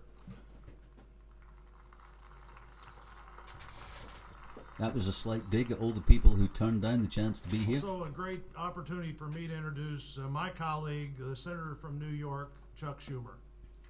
Chuck Schumer. I don't recognize the name. Is he a stand-up comedian? Or is he going to do an a cappella version? My fellow Americans, we live in a challenging and tumultuous time. A quickly evolving, ever more interconnected world. A rapidly changing economy that benefits too few while leaving too many behind. A fractured media. A politics frequently consumed by rancor. We face threats, foreign and domestic. In such times, faith in our government, our institutions, and even our country can erode. Despite these challenges, I stand here today confident in this great country for one reason: you, the American people. Okay, we're just going to take him down on the volume and return to our speculation on the assassination of Trump, which is what we all hope is going to happen.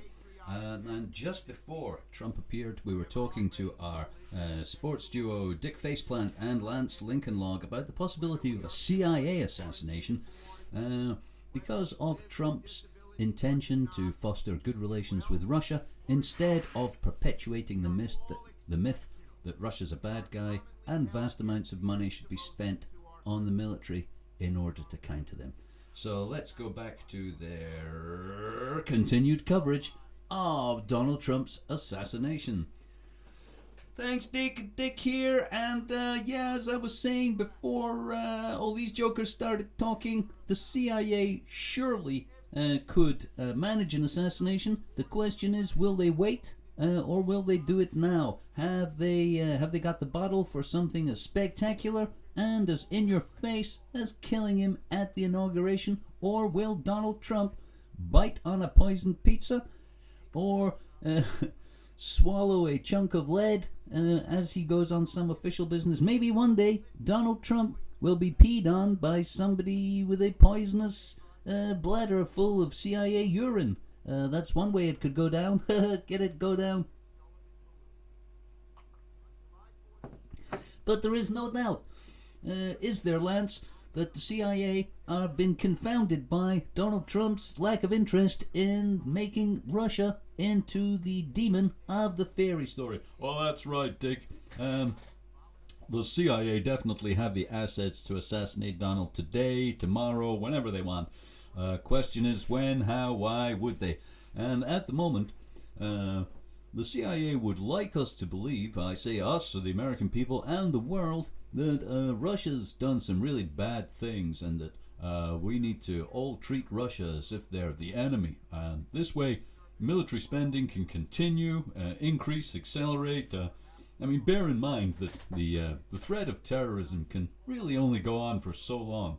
Especially since Putin destroyed ISIS in the desert. So let's look at some future scenarios that might play out badly for the CIA, that might force them to consider assassinating Donald Trump. Number one, of course, is since ISIS have been defeated in the desert by Russia, and they're soon to be wiped out in Mosul by a resurgent Iraqi army assisted by help from Iran, the chances of us spending billions and billions and billions on weapons and technology to counter those towel-headed people in the rusty pickup are pretty slim. Now, we've already given away our liberty and our freedoms. There's nobody got any privacy anymore. We've already got full body scans at all the airports. So, there's only so many dollars can be extracted from the American people, or indeed the Western consumerette, to coin a phrase, which I think I just did, by increasing the specter of terrorism. So I think what the military-industrial complex is looking for at the moment is a really big bogeyman. Somebody of the stature of China or Russia, somebody like that, so they can usher in the next generation of defense spending on a truly, truly large, profitable scale. And of course, Donald Trump is having none of that. First of all, Donald Trump doesn't understand why terrorism wasn't wiped out years ago, and certainly won't be playing the Putin's a bad guy, let's spend a lot of money building up our defenses. And so things like the proposed, one can imagine, for instance, the proposed giant amounts of money to be spent on missile shields. That's not going to happen. The deployment of more and more troops, American troops, to foreign bases in Europe and the rest of the world, that's not going to happen. The building up and maintaining of huge levels of soldiers and military equipment around the world, that's just not going to happen. And so for that reason, the CIA, who are basically the assassins of the American military-industrial complex, have every interest in taking down this man.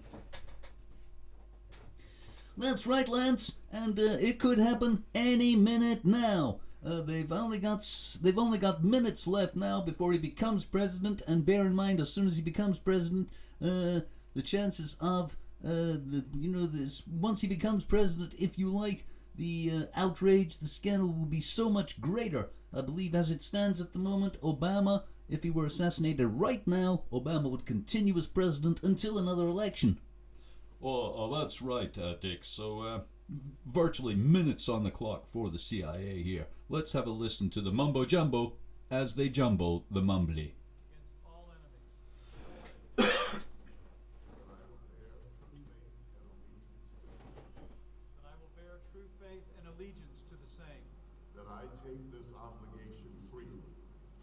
Take this obligation freely, without any mental reservation or purpose of evasion.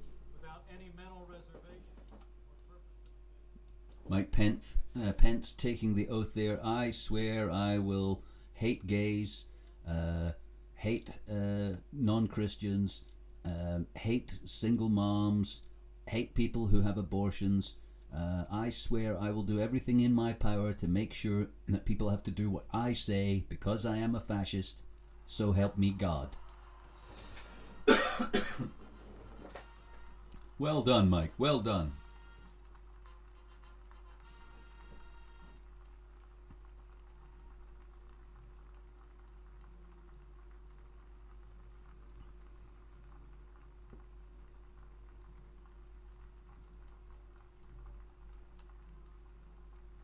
And that was Mike Pence there taking the oath of fascism to the mumbly jumbly God in the imagination of the people who go Hawaiian for that shit.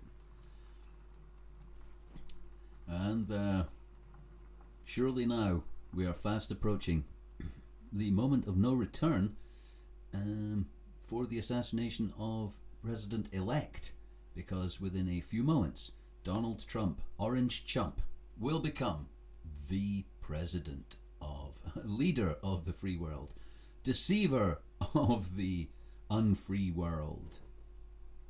What do they mean free world as well? What kind of freedoms is it that the free world is enjoying? The freedom to buy what we're told, to shop without stop, the freedom to support the war, support the troops, support the heroes, the freedom to select one of the two rich white people put up for election. We're getting some more mumbly. Now, folks, it's a dash of tartan in this choir. Big it up for Scotland. Scotland had more than you might imagine to do with the foundation of America. A number of the founding fathers were Scottish, and the principles of the American Constitution were in part evolved, one could say, from thoughts and writings in the Scottish Enlightenment that took place just before the American Revolution. The grid of American cities is based upon Merchant City in Glasgow, which was a forerunner of grid cities, and slavery was exported to America from Scotland. The practice of slavery, although it may not explicitly have begun in Scotland, certainly Scotland made a vast amount of money from it, popularised it, and ran the Golden Triangle. Ships leaving Glasgow went to Africa, loaded up on slaves, went to America, came back with tobacco to Glasgow, where the merchants made vast sums of money, and they were sponsors of and patrons of the kind of writers and artists who penned the bollocks about enlightenment whilst enjoying the fruits of slavery and exploitation. Isn't the world a special place?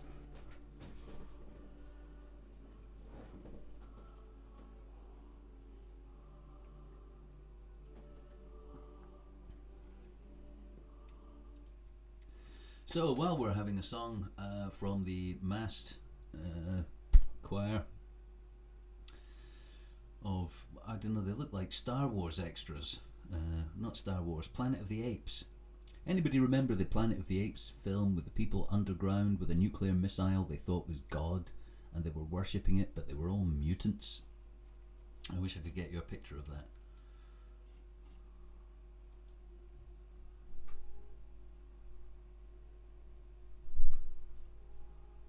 Let's see if we can't do something.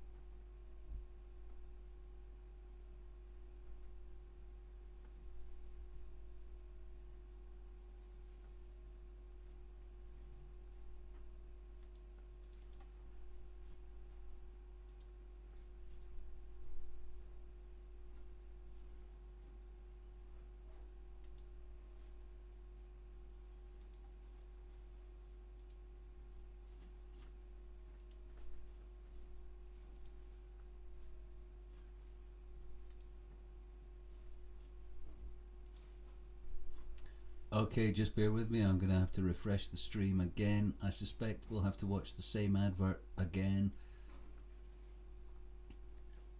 Here we go.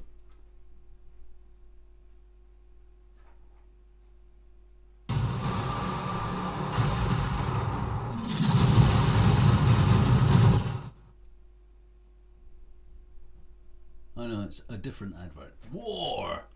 How much does war cost? Lots. Who's going to pay for it? You are. War Thunder.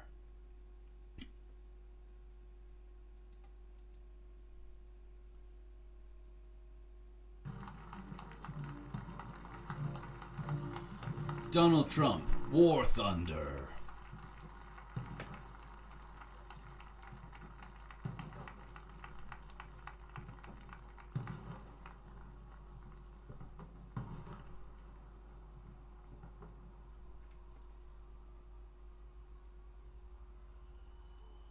What a great honor to be able to introduce for the first time ever anywhere the 45th President of the United States of America, Donald J. Trump.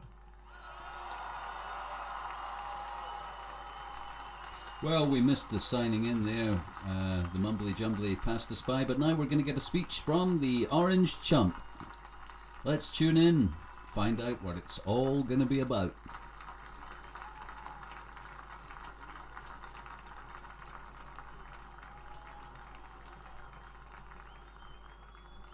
Chief Justice Roberts, President Carter, President Clinton, President Bush, President Obama, fellow Americans, and people of the world, thank you.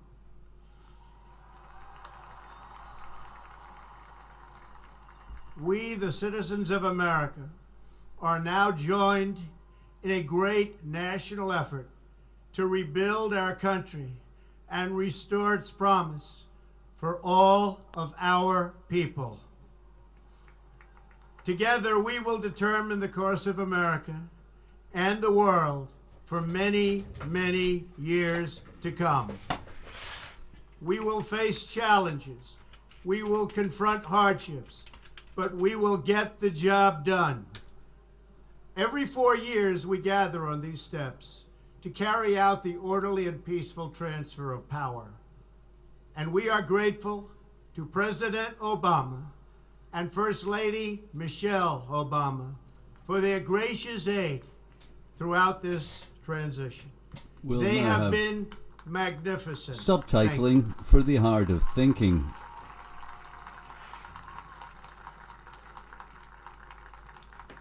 Today's ceremony, however, has very special meaning, because today we are not merely transferring power from one administration to another or from one party to another, but we are transferring power from Washington, D.C.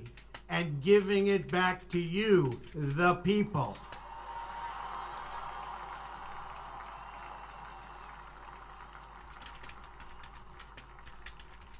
For too long, a small group in our nation's capital has reaped the rewards of government while the people have borne the cost. Washington flourished, but the people did not share in its wealth. Politicians prospered, but the jobs left and the factories closed. The establishment protected itself, but not the citizens of our country. Their victories have not been your victories. Their triumphs have not been your triumphs. And while they celebrated in our nation's capital, there was little to celebrate for struggling families all across our land.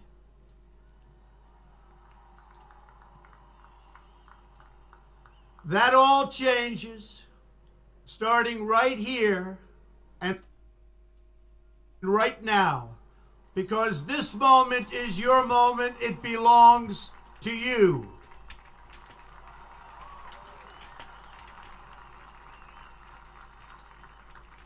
It belongs to everyone gathered here today and everyone watching all across America. This is your day. This is your celebration. And this, what truly matters is not which party controls our government, but whether our government is controlled by the people. January 20th, 2017 will be remembered as the day the people became the rulers of this nation again.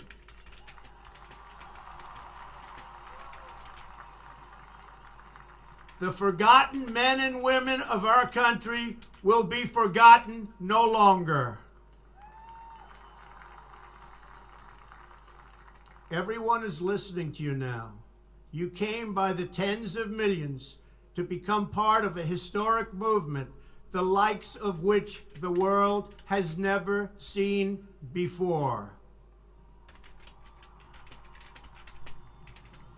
At the center of this movement is a crucial conviction that a nation exists to serve its citizens.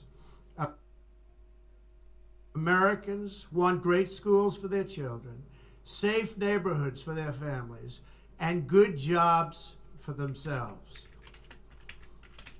These are just and reasonable demands of righteous people and a righteous public. But for too many of our citizens, a different reality exists. Mothers and children trapped in poverty in our inner cities, rusted out factories scattered like tombstones across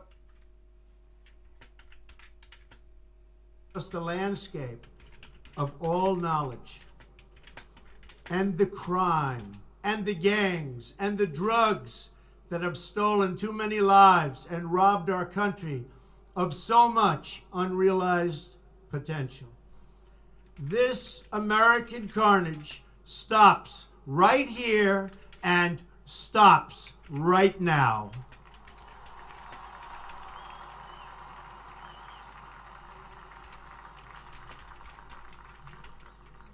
We are one nation, and their pain is our pain. Their dreams are our dreams, and their success will be our success. We share one heart, one home, and one glorious destiny.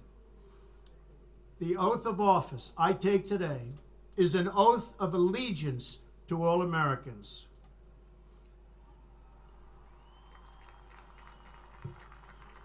For many decades, we've enriched foreign industry at the expense of American industry, subsidized the armies of other countries while allowing for the very sad depletion of our military. We've defended other nations' borders while refusing to defend our own.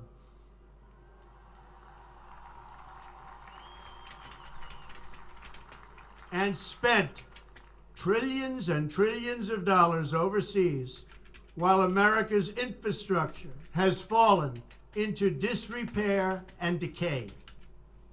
We've made other countries rich while the wealth, strength, and confidence of our country has dissipated over the horizon.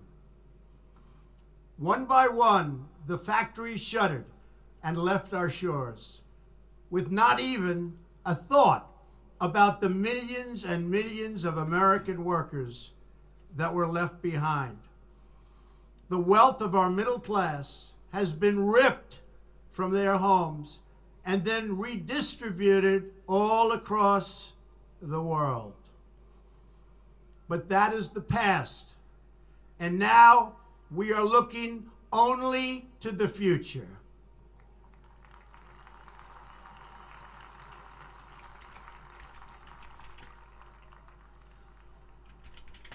We assembled here today are issuing a new decree to be heard in every city, in every foreign capital, and in every hall of power. From this day forward, a new vision will govern our land. From this day forward, it's going to be only America first. America first.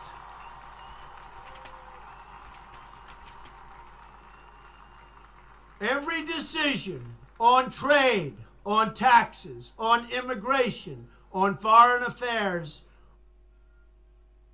will be made to benefit American workers and American families. We must protect our borders from the ravages of other countries making our products, stealing our companies, and destroying our jobs.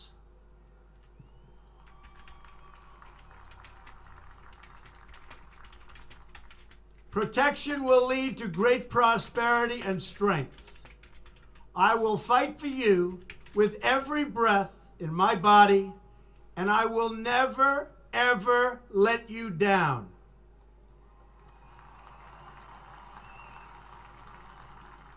America will start winning again, winning like never before. We will bring back our jobs.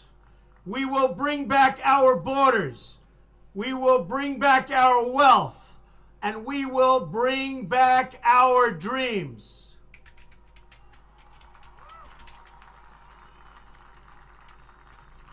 We will build new roads and highways and bridges and airports and tunnels and railways all across our wonderful nation. We will get our people off of welfare and back to work, rebuilding our country with American hands and American labor. We will follow two simple rules: buy American and hire American. We will seek friendship and goodwill with the nations of the world, but we do so with the understanding that it is the right of all nations to put their own interests first. We do not seek to impose our way of life on anyone, but rather to let it shine as an example. We will shine for everyone to follow. We will reinforce old alliances and form new ones and unite the civilized world against radical Islamic terrorism, which we will eradicate completely from the face of the earth.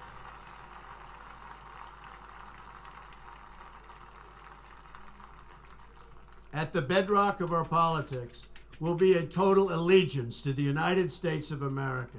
And through our loyalty to our country, we will rediscover our loyalty to each other. When you open your heart to patriotism, there is no room for prejudice.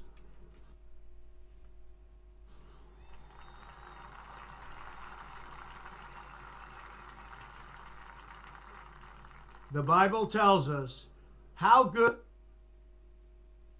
and pleasant it is when God's people live together in unity. We must speak our minds openly, debate our disagreements honestly, but always pursue solidarity. When America is united, America is totally unstoppable.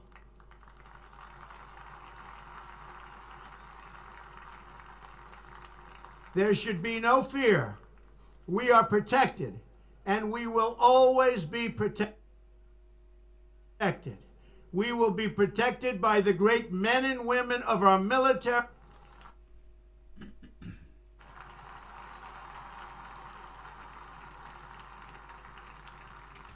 Finally, we must think big and dream even bigger. In America, we understand that a nation is only living as long as it is striving. We will no longer accept politicians who are all talk and no action, constantly complaining, but never doing anything about it.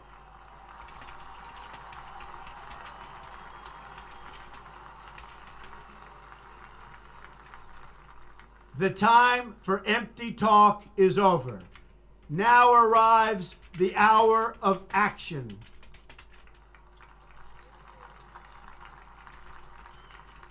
Do not allow anyone to tell you that it cannot be done. No challenge can match the heart and fight and spirit of America. We will not fail. Our country will thrive and prosper again. We stand at the birth of a new millennium, ready to unlock the mysteries of space, to free the earth from the miseries of disease, and to harness the energies, industries, and technologies of tomorrow. A new national pride will stir our souls, lift our sights, and heal our divisions. It's time to remember that old wisdom our soldiers will never forget. That whether we are black or brown or white. We all bleed the same red blood of patriots.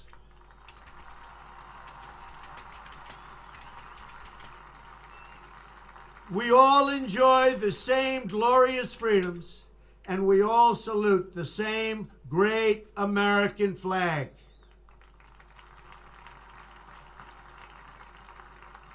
And whether a child is born in the urban sprawl of Detroit or the windswept plains of Nebraska, they look up at the same night sky, they fill their heart with the same dreams, and they are infused with the breath of life by the same almighty Creator.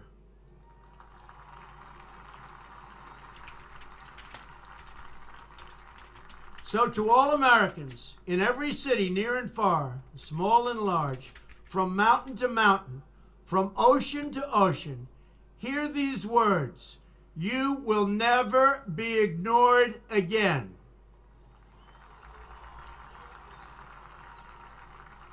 Your voice, your hopes, and your dreams will define our American destiny. And your courage and goodness and love will forever guide us along the way. Together, we will make America strong again. We will make America wealthy, make America great again. Thank you, God bless you, and God bless America. Thank you. God bless America.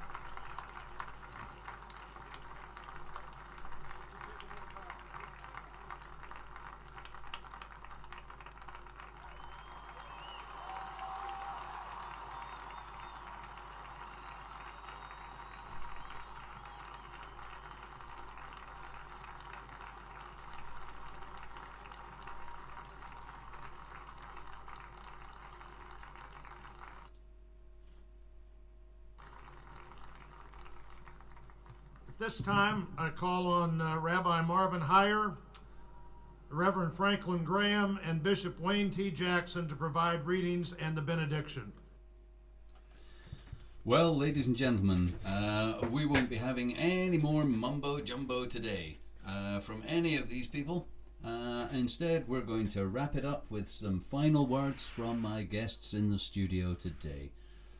First of all, I'd like to thank Dick Faceplant Alvarez, former running back in the NFL for the LA Bams. Dick and his colleague Lance Lincoln Log, NBA All-Star from the Nike Profitmongers. Dick and Lance, final words from you. Well, Dick, it seems unlikely there's going to be an assassination today. They had a lot of opportunities. Probably their best shot was while he was standing there talking shite. But I think we can look forward to something going down in the very near future. It seemed to me from his speech there that he was making an awful lot more people really pissed off. I agree, Dick. It looks to me like today's over. I can't see there being a play at the moment. Soon he'll be back in that American-made, super-armored limousine, and we know how unlikely it is they'll be assassinating him in that. So plenty to look forward to over the next 4 years. Anytime, could happen anytime, any number of ways, as we mentioned. Poisoned urine from a Russian hooker, could be a poisoned piece of pepperoni on a pizza, anything like that. The only limit is your imagination, so watch out. Thanks, Dick and Lance. Cletus Ruddyneck, Alabama senator and pro-Trump supporter. What did you make of Trump's speech there? Well, now, you know, I knew some of his speech was going to be rousing and speak to the American people, and I'm glad to hear him kind of reflect what I said earlier. We really don't care what color your skin is. we really don't mind who the niggers are. Just as long as there's some niggers in the country we can put to work doing the jobs that make all of my friends, the very, very, very rich people, just slightly richer. Y'all have a nice day now. Thank you, Cletus Ruddyneck and Nancy Bellend, Democratic Congresswoman from La La Land, Obama supporter and anti-Trump, from the word go, LGBT campaigner. Final words? Well, now, you know, it seems to me that Donald Trump's going to have a problem, and his problem is this. If you're not going to distract people of America with pish about being more equal, what are you going to distract them with? I hear him talk a lot about jobs. He's going to give us all jobs. We're all going to get back to work. But you know what? I don't think that's enough. I think Americans might start to notice that they're being fucked in the ass while they're at work. And then they might be asking, why can't I marry my dog? Well, Nancy, good question. I'm sure equal rights for people who wish to marry their dog will be along just shortly. Sergey Hooker-Pisky, final word from you on the Trump presidency as it has just begun. Oh, well, you know, like I said before, maybe we have picture of Trump being peed on by Russian prostitutes, maybe not. But for American people, make nice change to have president who had not recently fucked a goat in a Masonic temple somewhere in Washington. You know, okay. And also, we look forward to being friends with Trump because we think there's good business to be done. You know, people must understand Russians. We like to party, we like to drink, we like to gamble, we like to lie in the sun on a beach resort. So, I think we're going to get along just fine with President Trump and his hooker fucking lifestyle. Alleged hooker fucking lifestyle. Well, thanks. And joining me for a final word, rushing straight over from the ceremony itself, I'm glad to finally be joined here in the studio by Lord Astor Rockerchild the 11th, who's ambassador, British ambassador to Wall Street. And Lord Astor, what do you make of Trump's rise to power, and what do you make of the future Trump presidency, and give us your thoughts on what you think his impact on the world will be.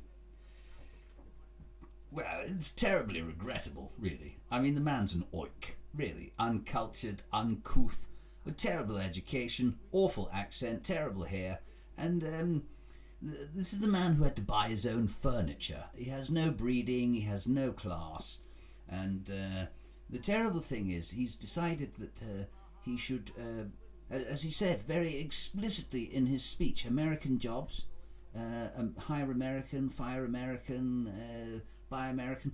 This is the very opposite of what we should be doing. Now, as an owner of a number of transnational global corporations who owe no allegiance to any nationality whatsoever at all, I find it deeply concerning that the President of America isn't going to help us export our business practice to places in the world where labour is really cheap and resources are really cheap. The fact of the matter is the man's awful at business. He's terrible. He's got no idea how to do business at all. This is a man who was given money by his father, and if he'd put it in the bank he would have more money than he has now. The idea that this man is some sort of successful businessman is absurd. If he'd taken the money his father gave him and put it in one of my banks, he'd have several times more money than he has now. This is a man who's been bankrupt more than once. The man's patently a buffoon. And really, the only way to make vast amounts of money on Earth at the moment is by getting, and I totally agree with Cletus Ruddyneck, who I just happened to have the pleasure of catching at the end there, that it doesn't matter where you are on Earth, It doesn't matter what colour you are, what race you are, what nationality you are.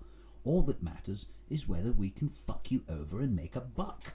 Now, the vast continent of Africa awaits our attention. Vast resources, a population of barely literate peons who we could certainly employ for almost next to nothing to do the kind of work that will make us incredibly rich. I mean, at the moment we're using China, but you know, that'll pass as the people in China become more expensive and their tastes become too sophisticated. And so what Donald Trump seems to be missing is that the people who actually own the planet, that's myself and my friends, we don't want him to do this. And therefore, if you were to ask me what the future of Donald Trump's presidency will be, I would say it will be short and ineffective because we don't want it to work. So, well, thank you very much. We'll leave that there with those final words from Lord Astor Rockerchild the 113rd. Thank you all for tuning in. It's been fun. It's been great. And I'm just going to leave the stream playing out with Donald Trump and the ceremony for a little while longer. Once again, thanks for tuning in. This has been an FKN News special coverage of Donald Trump's inauguration and sadly not assassination as the 45th President of America. Thank you and good night.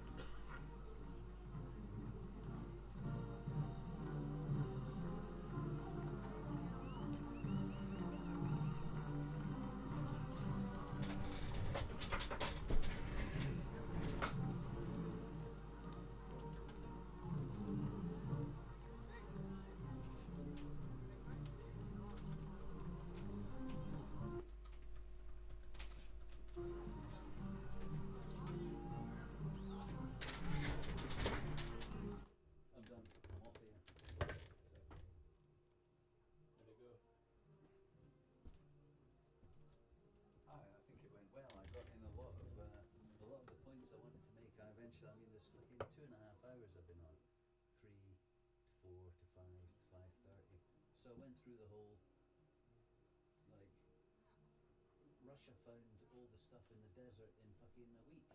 Yeah. No, how come the American military, you paid, here, American people, I said, American people, I'd like to make this, I can't make this point any stronger. You paid for and funded the world's greatest military ever, and they lied to you for 4 years that they couldn't find shit that was on Google Maps.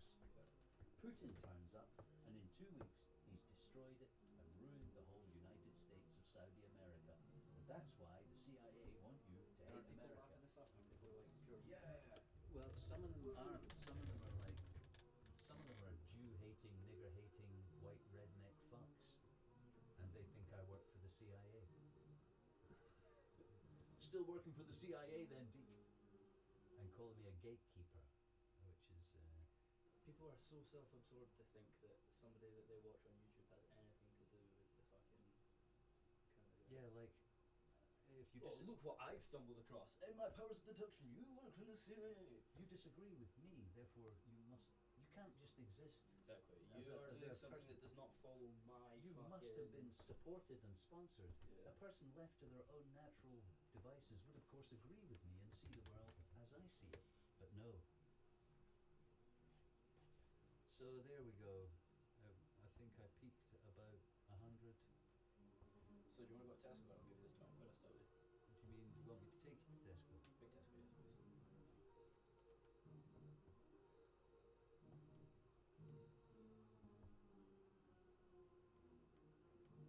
No, there's some of them just not getting on with each other. Oh, of course not. I thought they wouldn't. Right.